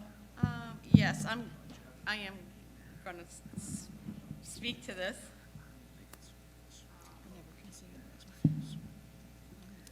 I'm just going to read the article because I believe it clarifies the intent and the purpose. To see if the town will vote to raise and appropriate the sum of $50,000 for deposit into the Earned Time Settlement Capital Reserve Fund, ? The purpose of this fund is to buy out employees' earned time during any time of the life of their career and limit the town's unfunded accrued leave liability. The total estimated liability for the unfunded accrued leave currently as it stands now is $209,365, of which $90,576 is anticipated to be payable prior to July 1st, 2021. And currently the fund as of December 2018 is $90,121. Okay. Comments or questions on this article? No. I'm be moving Article 14. We'll move to the official ballot as is. Madam Moderator, I move to restrict further reconsideration of Article 14. All those in favor of restricting further reconsideration? All those opposed? Motion passes. Article 15, contribution to the Town Revaluation Capital Reserve Fund. Madam Moderator, I would move to have Article 15, contribution to the Town Revaluation Capital Reserve Fund, move to the official ballot as presented. Second. I will second that. Jim, are you going to talk about this? I will. Thank you, Madam Moderator. I don't have to remind everyone that we just went through the town reval. That's a state mandate that it has to happen it has to happen every 5 years. That is a state mandate, and it is irresistible to us. The cost of which we contemplate through this, or funding of this reserve fund, we contemplate through this article. The $30,000 will get us to approximately, or a little over $50,000 in the fund, which will get us real close to what the actual revaluation costs. Now, recognizing that the revaluation is a statistical reval and not a full measure and list. The difference between the two in cost first is hundreds of thousands of dollars versus our $57,000 to $60,000. A full measure and list would be knocking on everybody's door in town and going through everybody's home. Several years ago, a study was done, or an informal study was done in town, that the full measure, that the statistical reval was an accurate representation for the town, and the select board has consistently gone through with this statistical reval since then. And I welcome any questions. Comments, questions? Come on up to the microphone.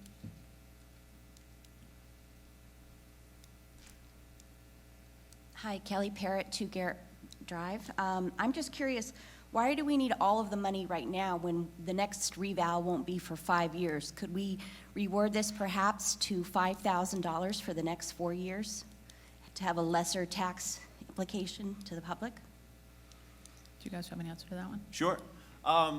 Thank you for the question, Kelly. I think each member of the select board asked the exact same question.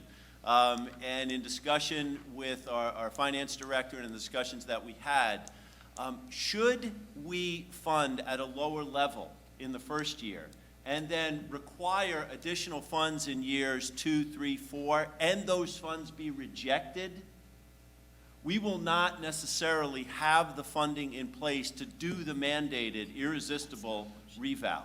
With the funds that we have remaining at about $20,000, this fully satisfies the fund, and we can be done with it. So what we're trying to do now is plan for the future.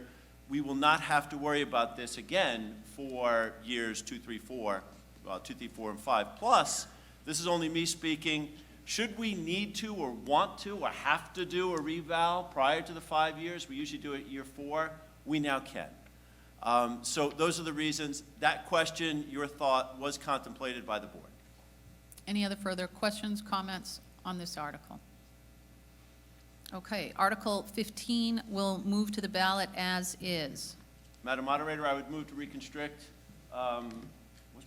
Restrict further reconsideration of Article, reconstricting something, of Article 15.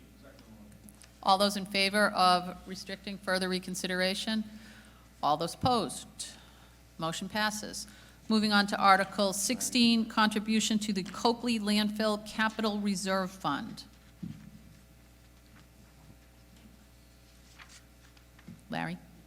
Yeah, it's the colors again. I can't see it, the colors either, yeah. Larry. Madam Moderator, I move that Article 16 appear on the official ballot. Second? I'll second that. Larry, you going to speak to this article? Yes, I am, thank you, and I will read it for clarity for myself at least. Article 16 reads, contribution to the Coakley Landfill Capital Reserve Fund. And I'll read the article. To see if the town will vote to raise and appropriate the sum of $50,000 for deposit into the Coakley Landfill Capital Reserve Fund, ?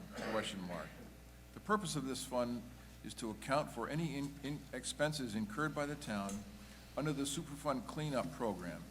The balance in the fund as of December 2018 is $100,549. Majority vote ballot required, recommended by the Select Board 3-0 and by the Budget Committee 9-0. The Select Board has appointed me to be the liaison to the Coakley Landfill Group, so I know a little bit about it. Historically, the Coakley Landfill accumulated what it did in our town in Greenland. It is a Superfund site. It is administered by the EPA and paid for by the Coakley Landfill Group. Our portion of that financial responsibility is approximately 5% of anything that is required to be spent on Coakley. So we are mandated by the court in 2 agreements that we must do this. It is irresistible. The monies that we presently have were were passed by a similar article many years ago, and we've been using money from that fund. As everybody knows by watching television and newspapers, that there's a lot of activity at Coakley, testing, a lot of science going on, and all that's expensive. So putting money into this fund is only going to help us to avoid not having the money which we need absolutely mandated by the courts to pay. So it's a good idea. We need to do it. We'll probably be doing it every other year or so. Coakley is never going to go away, and we're just going to have to live with it. So I hope everyone will vote for this article. Kathy, do you have a comment? Madam Moderator, could we ask that the Finance Director of Northampton come up and speak to how this fund was originally opened? I believe it was opened by bonds. And I'd also like him to speak to the history of the expenses. Is he willing to do that?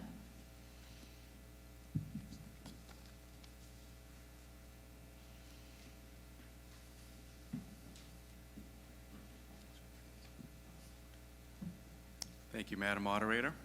Ryan Cornwell, Finance Director. The Coakley Landfill Cleanup Fund was established in March of 1995 for payment of any expenses or costs incurred by the town under the Superfund Cleanup Program. And I believe Kathy is right. There was some funds at that time, and I'm not sure that it was a bond per se, but a settlement. And those amounts that were currently held in fund balance at that point at which the article was passed were transferred into this fund. The balance being, I want to say it was about $400,000 or so. That's the number I'm recalling. Now, the history of the expenditures in that fund are several. We did take out some small New Hampshire cleanup revolving loans, which is part of what Kathy's talking about here. So as part of that, we had to make annual payments on both of those notes. Those payments approximated about $20,000 at their fruition, and the final payment on one of those bonds was made just this past summer, and the last payment will be made in FY 2020. So that component of the expenditures that have run through this fund are going away. That being said, that made up the majority of the expenditures if we go back 10 years ago. We were spending about $25,000 annually, of which that made up about $20,000. If we go back just 3 fiscal years, the annual payment for landfill group assessments increased from $5,000 annually to $15,000 annually.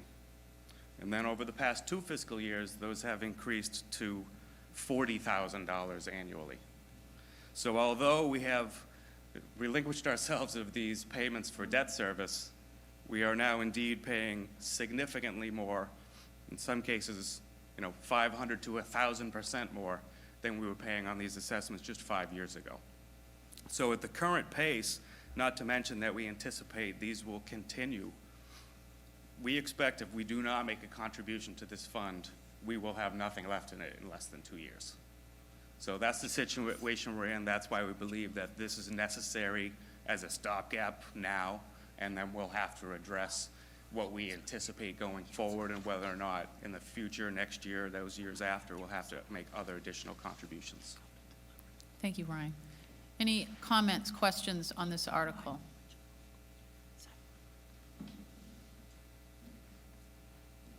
Yeah, Paul Marquis, Hobbs Road. We're not the only ones who dumped in the Coakley landfill, and that's a forever piece of property financially. I know Portsmouth did, maybe Rye, Greenland.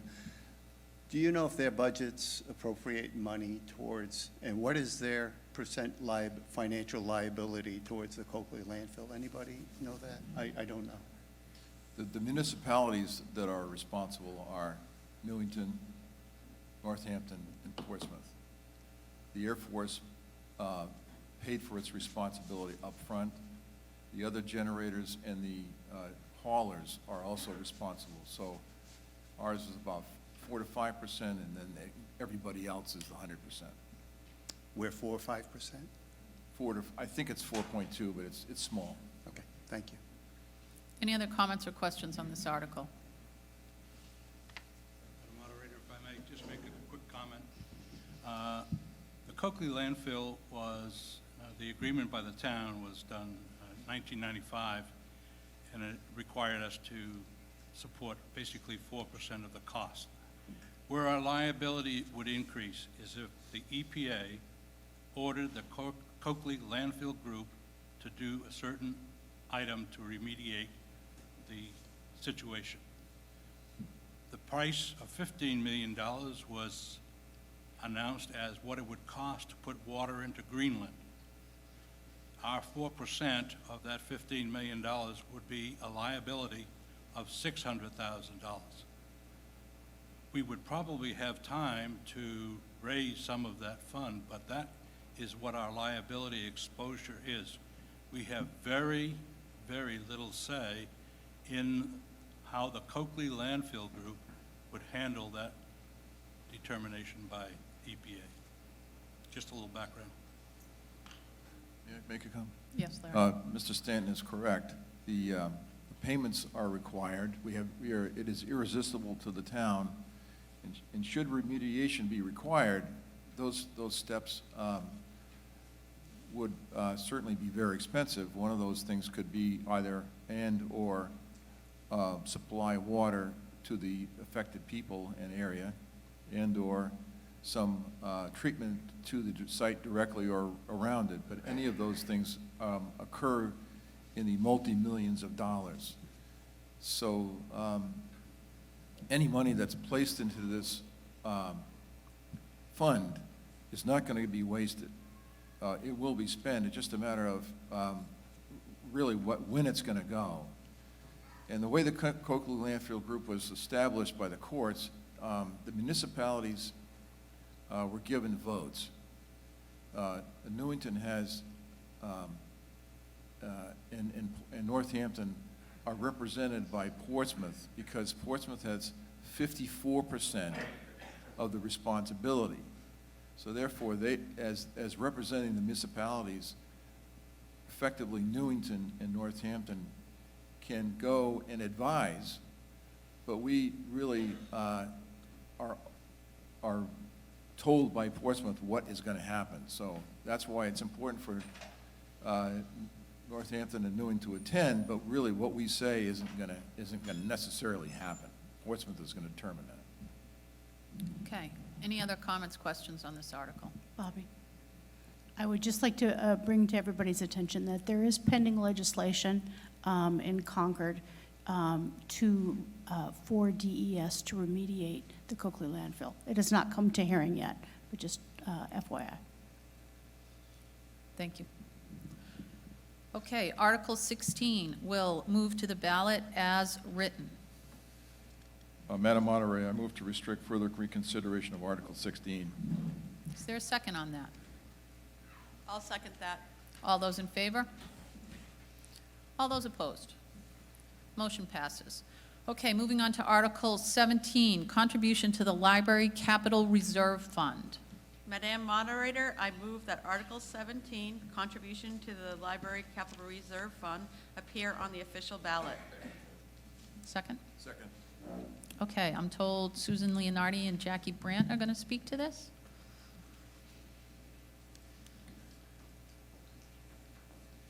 Susan Leonardi, 10 Birch Road. I'm also a library trustee.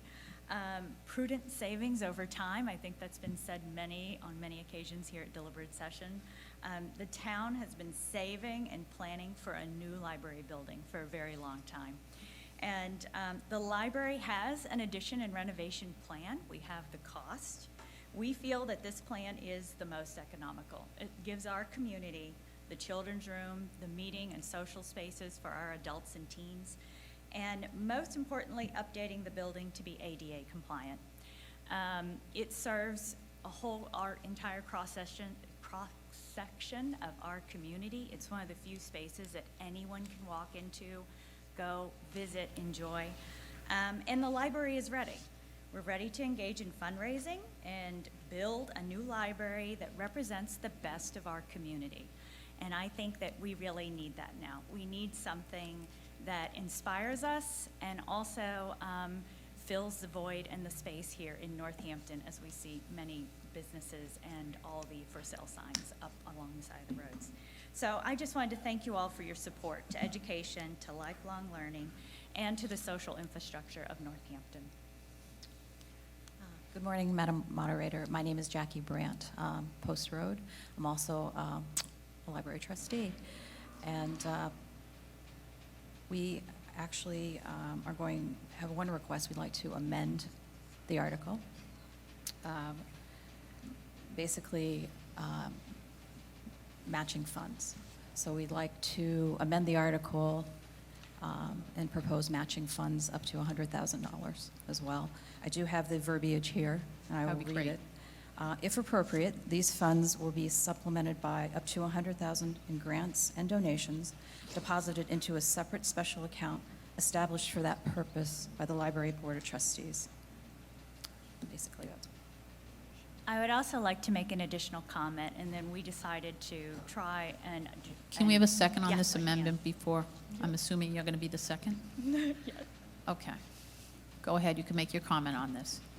So there has been a lot of voice and concern about the matching funds, and those are donations that have been held by the library.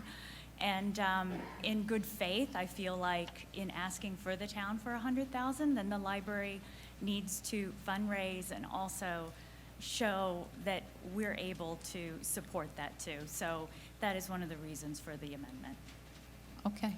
Let's see if we have any comments, questions about the amendment on the table. Would you like it read again?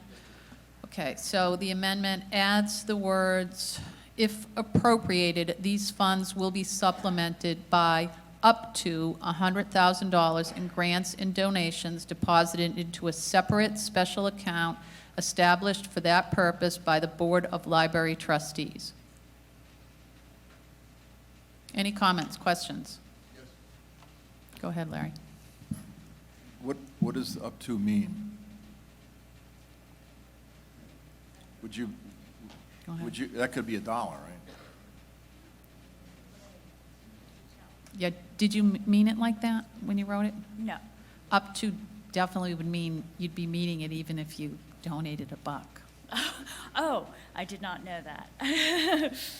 So I think you need. So it needs to be, You want to match it with $100,000. You wanted to match it, right? Yes. Which is Okay. compulsory, not up to.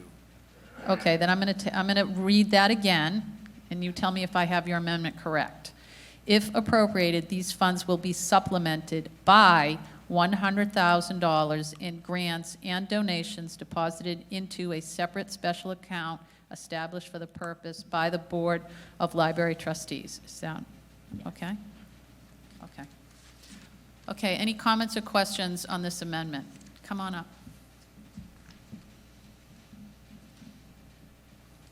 Cynthia Swank, how would this work in terms of if this passed in March, would the library have till July to come up with the money? How would it work? Thank you. Does anyone feel they can answer that? Go ahead. I was going to say that we're going to start a fundraising campaign and fundraise until we have it. Okay. Any other questions, comments on this amendment? I'm going to read the amendment one more time before, did I hear someone over there? I'm going to read the amendment one more time before we vote on it. If appropriated, these funds will be supplemented by $100,000 in grants and donations deposited into a separate special account established for that purpose by the Board of Library Trustees. Okay, all those in favor of the amendment?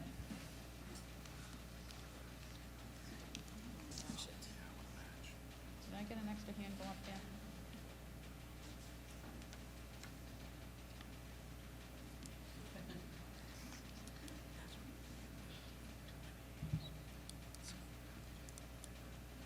Right side. Your hand was up, right? All right, just checking. Okay.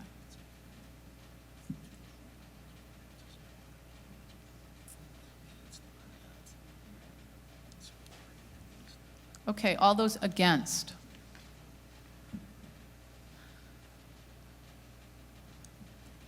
Motion passes 31-4. Okay, any other comments, questions in relation to this article? Madam Moderator, Yes? does the Budget Committee, do we need to re-vote on this item so it's presented to the voters with the vote on the amended? Because I did call a meeting, and we can actually vote on this if you... I would think so. Okay. Do you want to do it now, or do you want to do it after? Okay, so we can do it after the... Okay. Okay. Okay, any other comments, questions in regards to this article? Okay, so Article 17 will be moving to the ballot as amended. So you have...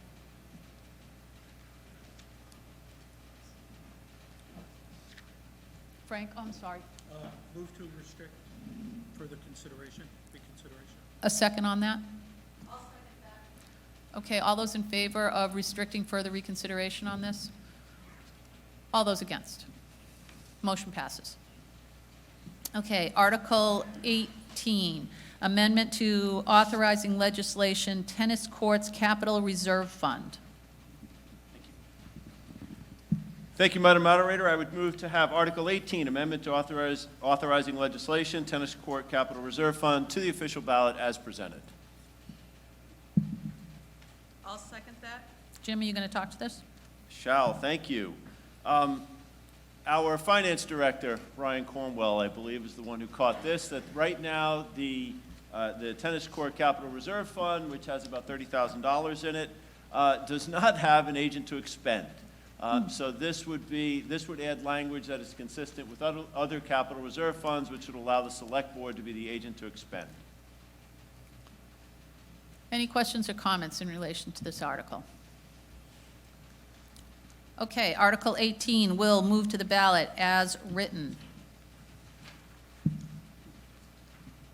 I move we restrict further reconsideration of Article 18. All those in favor of restricting further reconsideration? All those opposed? Motion passes. Article 19, close the road reclamation capital reserve fund. You said 19, right? Correct. 19, right? Right, okay. I Yeah. can't read it, so. Madam Moderator, I move that Article 19 appear on the official ballot. Larry, you going to speak to this? I am, thank you, and I'd like to read it. It reads, Article 19, close the road reclamation capital reserve fund as follows. To see if the town will vote to discontinue the road reclamation capital reserve fund created in 1997 for the purpose of road reclamation, ? The town currently raises and appropriates funds for road surface resurfacing and reconstruction annually by means of a warrant article identified in the approved capital improvements plan. Said funds with accumulated interest to date of withdrawal are to be transferred to the town's general fund. Approval of this article will have no effect on the tax rate. Are there questions? Any comments or questions on this article? Okay, Article 19, close the road reclamation capital reserve fund. We'll move to the ballot as is. Madam Moderator, I move to restrict further reconsideration of Article 19. Second. All those in favor? Anyone opposed? Motion passes. Article 20, modify the purpose of the Cable Access Television Revolving Fund. Madam Moderator, I move that at Article 20, modify the purpose of the Capital Access Television Revolve Fund appear on the official ballot. Kathy, you going to speak to this? Yes, I am. Shall the town modify the purpose of the Cable Access Television Revolving Fund to allow funding of information and internet technology equipment and program costs from not more than 25% of annual available revenue from the receipt of the Comcast cable franchise fees only after the community television, cable access, and public information channel operations are fully funded, ? This revolving fund was established in 2009 to fund the community television, cable access, and public information channel, modified in 2016 to fund information and internet technology equipment and program costs. The proposed change would ensure adequate funding is available for Channel 22 operations, which was the original intended use of these fees. Approval of this article will have no effect on the tax rate. Any questions or comments on this article? Come on up.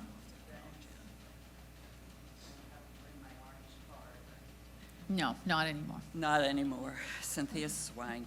A little more language has been added to it because, of course, I had to look up 2016. So it makes it even absolutely positively clear that the TV part gets funded before any money comes to this fund, whatever it's being called. Information and Internet Technology Equipment and Program Fund. So, no big deal, they've added more language. We're talking, at least in 2016, and Wally Kilgore might be able to tell us whether folks have cut the cord, which I think might be interesting, because at that time, the 25% would have amounted to $10,000 to $12,500 going into this new, back in 2016, Information and Internet Technology Equipment and Program Fund. Wally's here. Is that about right? May I ask? You can that ask Wally. question? Wally Kilgore, 220 Atlantic Ave. I don't have any numbers from Comcast of what, anecdotally, we know people all day that are cutting cords. Just to clarify Cynthia's question, the monies that come to the cable, Channel 22 through Comcast are only extracted from our cable fees, not our internet or phone services that you may contract through Comcast. So the fear, many years ago when we first negotiated or renegotiated the contract 5 years ago, was that as people cut their cable access and shifted more towards internet, revenue would decrease from Comcast. But I don't know if we've had any decrease. Maybe Ryan can speak to that. I don't know if there's been any change in revenues that have come from Comcast. But that was the original intent and concern as people cut cords. Thank you. Ryan, do you have any sense if the revenue's been going down?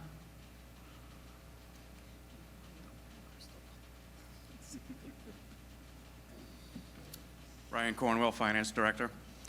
I really don't have any sense of what's going to happen in the future. We're in the middle of, I think, bargaining some of these things with them. However, what I can tell you is over the past several years, we've received approximately $120,000 in total. So, do the math. A quarter of that's basically being allocated for this IT function. So it's about $30,000 a year. So since this time period from which it was approved, the current balance of funds appropriated for IT are $61,000. So we've collected about $75,000 for this purpose and spent about $15,000 for that same purpose. Okay, great. Thank you. Do you have another question? Oh, well, Brian sort of made the point for me. He called it IT function, or IT, and in the original and these warrant articles today, we have something called Information and Internet Technology Equipment and Program Costs. We all sort of know what equipment is, but program, what exactly is meant by that? Can you use it for a person, for contracted services? Apps are included in it. Could it be a data center? Could it be a firewall around your servers? Thank you. Do one of you want to answer that? Thank you, and thank you for the question. It's an interesting question. It was contemplated that as the issues, or as the need for redevelopment, updating of our certainly our website. I think that was really the genesis of the issue, of the website, and all associated things that go with what we put on the website. It was contemplated that this money could augment the cost that we were going to have for that. I think the general question, I'm not a lawyer, I don't even play one on TV, to Ms. Swank's question is, maybe.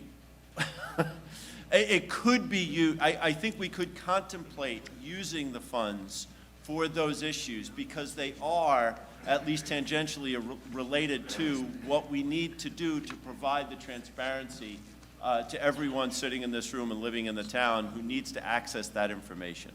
So while we don't have I can't give you a specific yes to whether or not it would be for a firewall, I think we certainly could contemplate that. And I'm sorry I don't have a more specific answer. Any other questions or comments on this article? Okay, Article 20 will move to the official ballot as written. Madam Moderator, I move to restrict further reconsideration of Article 20. Second. Second. All those in favor? All those opposed?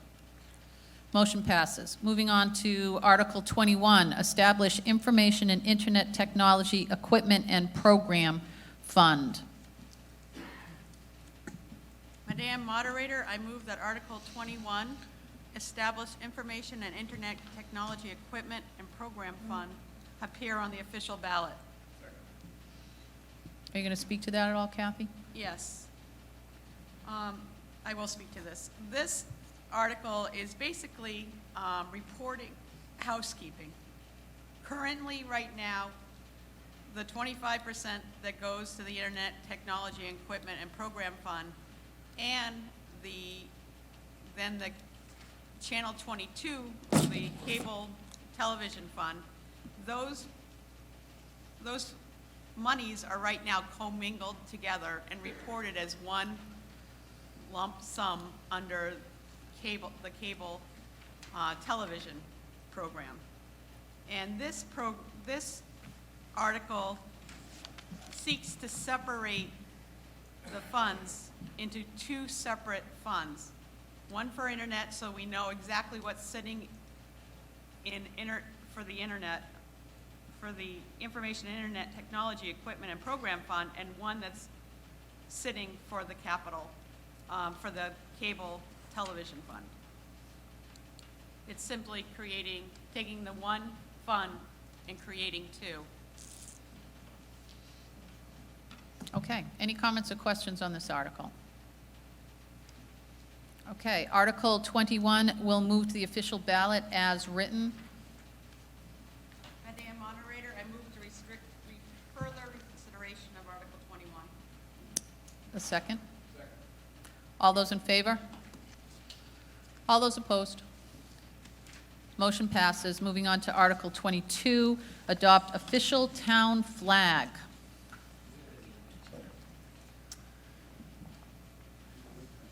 You still need to move it, though. Yes. Go ahead. Thank you, Madam Moderator. I would move to have Article 22, adopt official town flag, move to the official ballot as presented. I will second that. Max?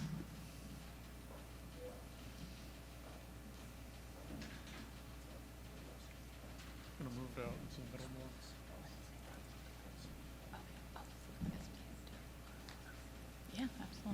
Hello. Thank you for allowing me to present and explain how the idea for an official town flag, currently the Select Board supported.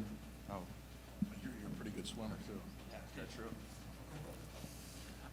Thank you for allowing me to present and explain how the idea for an official town flag, currently the Select Board Article 22, came to be. My name is Max Reich. I'm 16 years old and a graduate of Northampton School. I'm currently a junior at St. Thomas Aquinas High School. I would like to provide some background of how my interest in flags began. I have always had a passion for geography, and when I was 10 years old, my grandfather gave me a book about flags, which I read cover to cover. I was fascinated by how many flags there are in our world and how very unique each and every flag is. Flags are defined by specific shapes, colors, and patterns, which represent something special about the country, state, or town. I began to look around the states and countries my family and I traveled to, and locally, our towns for flags. When I didn't see a Northampton town flag flying, I went to town hall to acquire if we had one. I was pleasantly surprised to learn we had a flag which consisted of our town seal on a blue background. I bought one. I love the design of the town seal, and it represents a great deal of history in our town in one beautiful picture. However, I was saddened there wasn't more to this flag. I began thinking about how I would change this flag to make it more personalized to the town of Northampton. In October of 2017, I presented my idea to the town select board for the first time. They provided me with feedback and asked me to make my design into a real flag. At that point, I had made some changes to the design based on their suggestions, making the design more symmetrical. I then went back to the select board in January of 2018 to present this flag that I have here today. I received positive feedback again. The select board did raise the question of what ownership or rights the Historical Society had to the original flag that was produced of the town seal on the blue background.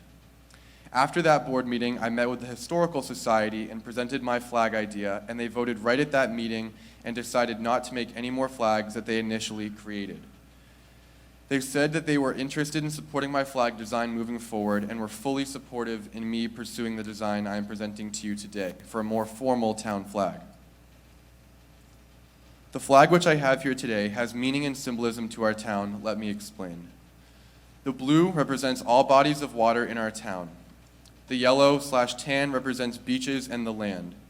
The white represents purity and peace, and of course our town seal adopted in 1981. The seal will remain exactly the same, which was important to both the Select Board and the Historical Society. The 13 white stars circling the town seal highlights New Hampshire's inclusion as one of the original 13 colonies. I would like to thank you for listening to me today and for considering adopting the town flag. Northampton is a very special place, and I would like to see a flag flying that is special and as unique as we are. I thank you for considering this flag, and I hope you will support Warrant Article 22 on Tuesday, March 12th. Thank you again. Thank you, Max.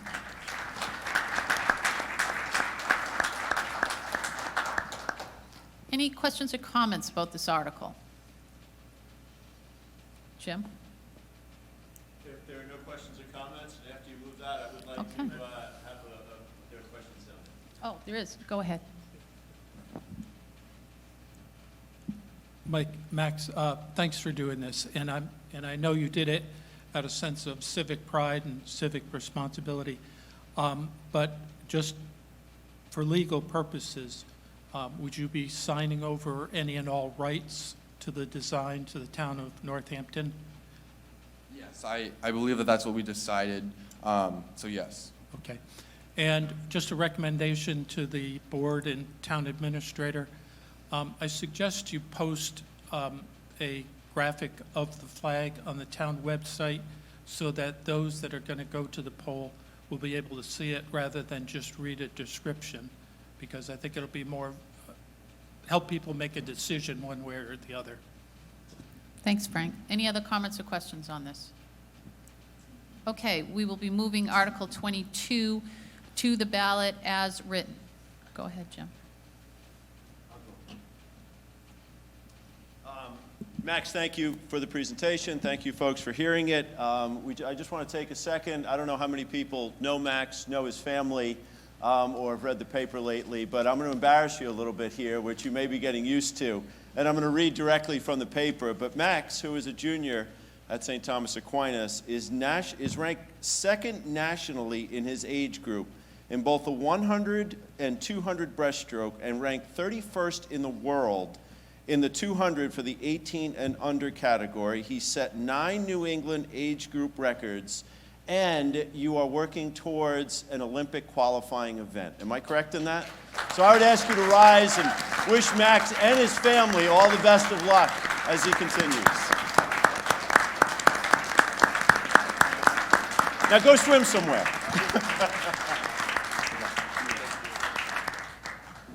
Thank you, Max. Hopefully we didn't scare you away from ever doing anything like this again. Okay, moving on to, oh, go ahead, Larry, sorry.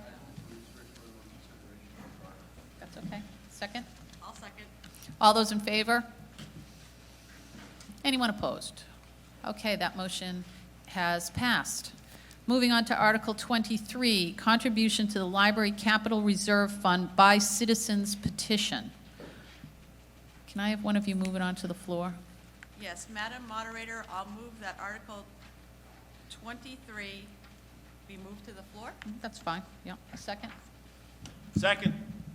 And is there a Marge Schreier here that's going to speak to this article?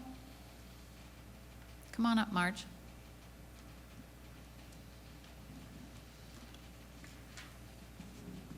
Marge Schreier, 94B Atlantic Avenue. There's been a fair bit of disparaging rhetoric regarding this petition. Sadly, some of it vitriolic. We can't hear you. I'm sorry. Maybe just, you can move that down a little bit if you want. Okay. There you go. Okay.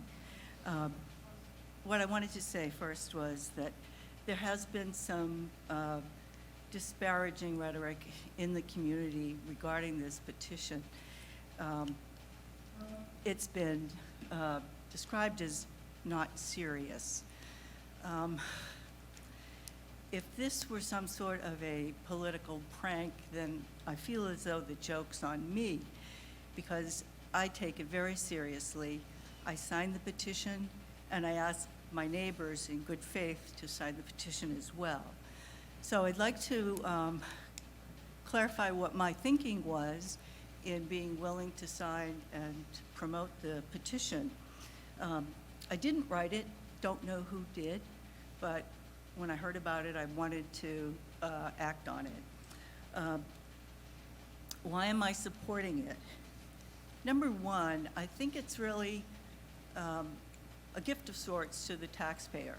This is going to significantly reduce the bond that will inevitably have to be applied for, probably, hopefully, a year from now. Everyone's struggling with the realities of their new tax bills. To have funds that are already sitting in the town coffers used to reduce funds that will be needed to build, renovate, expand the library, I think would be welcome. We know from a professional fundraising group that the town is probably able to raise $1 million. That's not going to do it. So we are going to have to have significant funds saved. When you have a big purchase to make at home, you start saving for it. That's what I see this petition doing. Secondly, I think that if the town votes to pass this petition, it will reinvigorate those folks who have made generous donations in the past. The lack of fundraising over the last few years has been a criticism of the library trustees and the foundation. Over the last 12 years, the town has asked people to donate to the fund and to the foundation to match funds on warrant articles. Over those years, there's nothing to be shown for their donations. I think that donors lose heart. I think they need to see something, and by the town voting to give this money to the Library Capital Reserve Fund, that would be a real signal to these folks that something serious is going to happen. And finally, the town's never had a referendum of sorts on what the interest of the citizens is, how great it is in a library. I think that this petition, should it pass, would be a good measure for all of the government organizations in town to see whether there is real strong support for the library, or if it's half and half, or if it's not as strong as some of us think it might be. So for those reasons, I signed the petition, I've promoted it in my neighborhood, and I hope that it will go forward on the ballot and it will be passed. Thank you, Marge. Questions, comments on this article? No. Okay. Article 23 will move to the official ballot as written. Madam Moderator, I move to restrict further reconsideration of Article 23. All those in favor? Opposed? Okay, motion passes. Moving on to Article 24, support Centennial Hall also by citizens petition. Madam Moderator, I move that Article 24, support Centennial Hall by citizens petition, be forwarded to the floor for discussion. Second? Thanks, Larry. Jen King, I think you're going to speak to this article and explain this article for us.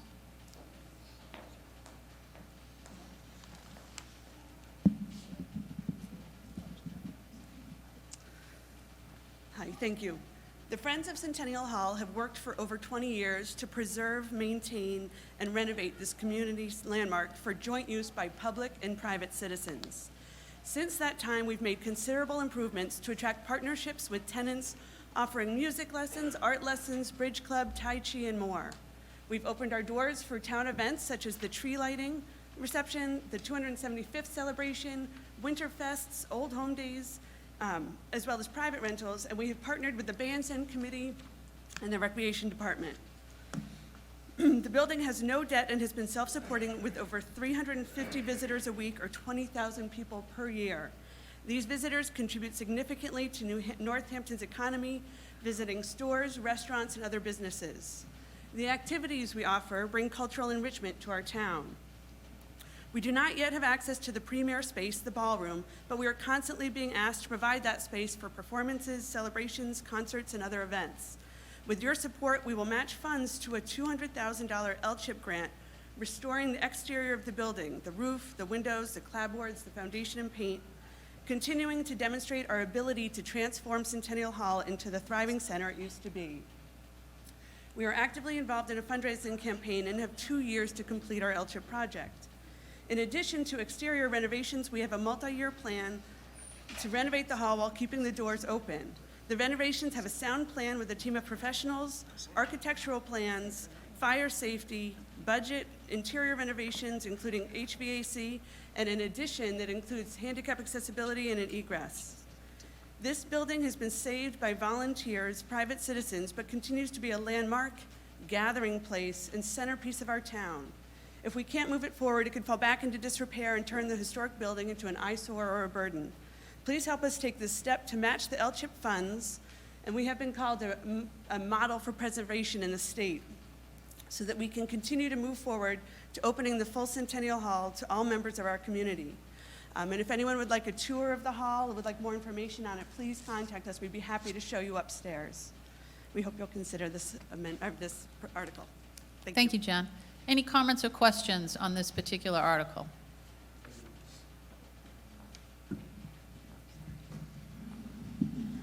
I'd like to point out, which wasn't mentioned, that this article was supported by the Select Board 3-0 and the Budget Committee 4-2. At the last Budget Committee meeting, I had asked if the committee was willing to make a minor amendment to this warrant article to make it clear that the building was going to be used for public funds, because there's a law that says that you cannot, and I don't know if, Jim, you said you were going to check into this. I don't know if you did. The use of public funds for private spaces. Public funds for, Go ahead, Jim. we did not get a response back. I did not get a response back yet from this. So I can give you my suppositions on what the RSAs mean, but I cannot give you an opinion from somebody wearing a black robe. Well, I'll take your opinion. Monies raised from a warrant article, which is a request, could be used for that function because of the transparency. If it were the select board acting by itself, even with a majority to do that, that would be illegal, or that would not be legal. So it seems that this purpose can be fulfilled, with the addition, in reading the RSAs, that, as you said, that the function or that the space has public use and you would not be denying public use. But again, I don't have that opinion from somebody who went to school for a law degree. So, with that said, I'm wondering if someone from the, what group is it?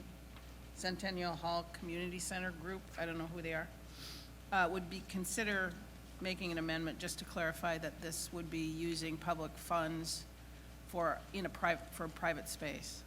You can propose an amendment on a petition article if you want to. Yeah, as a Budget Committee member, I'm asking them to do it. I don't think that they should have to make an amendment to the warrant article, so. Okay.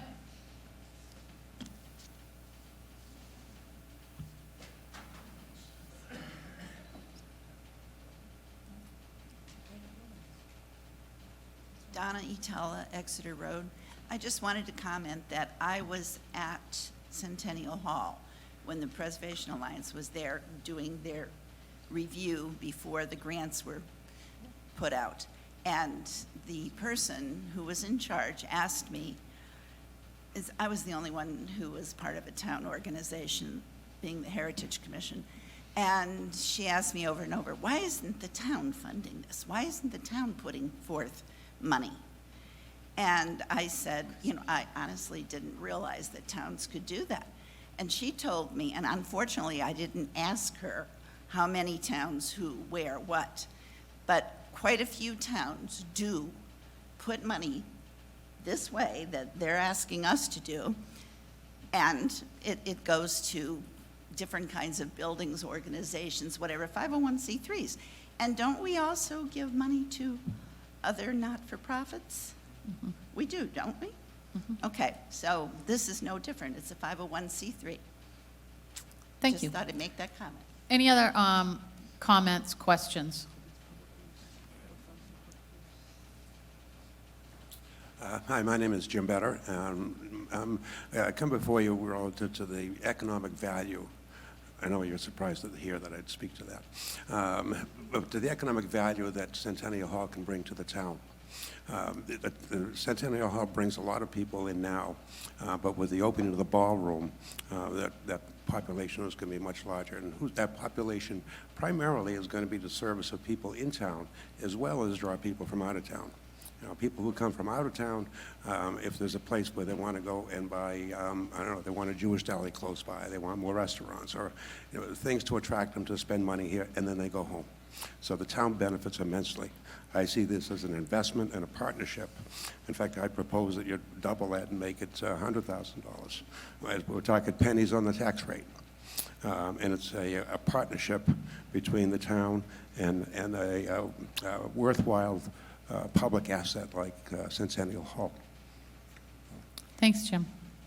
Any other comments or questions?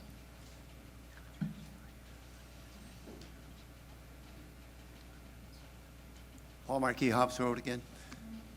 The question of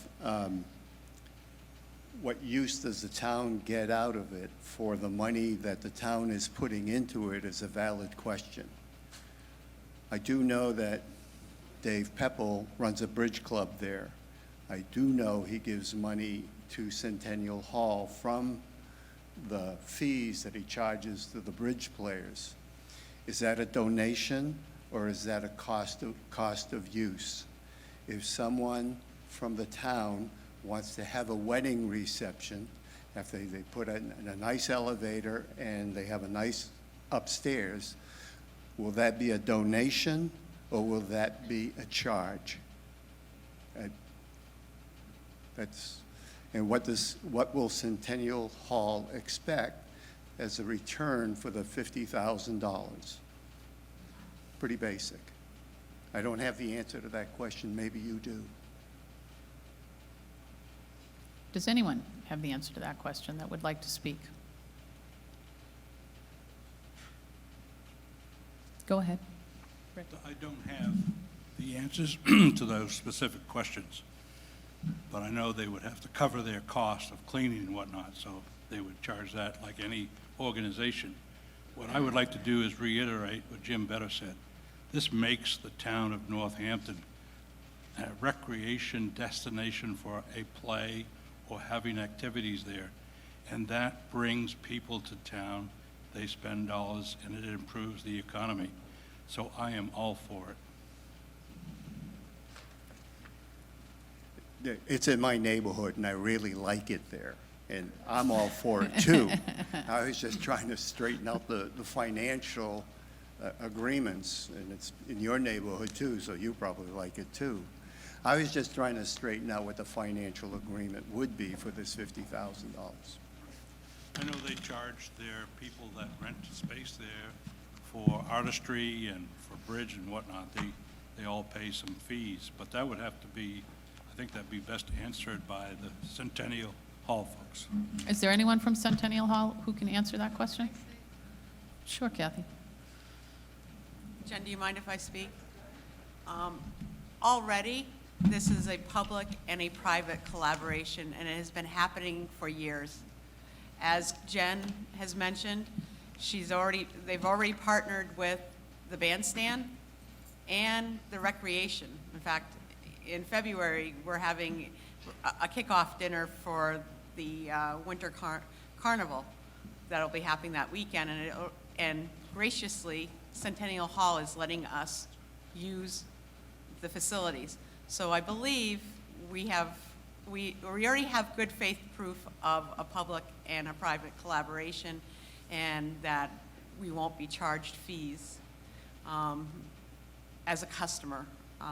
I'm in total support of this article and everything that's going forward with Centennial Hall. Jen, I think you might have some answers to these questions for us. We already let the town use the building for free for a number of activities. We do have a nominal fee for others, and we do have to keep our doors open and maintain the building. So there has to be some private income coming in to support the building. But we would not have gotten the LCHIP funding if we did not contribute and give back to the town. We are here to be a community organization and to give back to this town. Thank you. Okay, any other further comments or questions? Yes? Yes, I just wanted to clarify. I might not have been very clear about what I was saying. I'm fully supporting of this warrant article 2. I was one of the people who voted for it. All I'm trying to do is clarify the question about, because there is a law that says you cannot raise public funds for private use, and this is a private organization. So I think someone from the committee or group should make an amendment that clarifies that the funds raised here will be available to be used not by the town, but by the public. May I make a comment? Yes, you may. You mentioned that you had received LCHIP funding, is that true? And if I'm not mistaken, LCHIP funding is raised by taxation, isn't that true? So the state of New Hampshire has put public money already to a fairly large degree in your keeping so long as you match it. Is that not true? And is it not true that you will use the $50,000 if it pays, if we pass this, to your matching funding? Is that true? So it's a win-win, which is supported by taxation already. So I don't think there's any gray area here. You are already supported by tax dollars. So I don't think we need an amendment to verify the state already knows.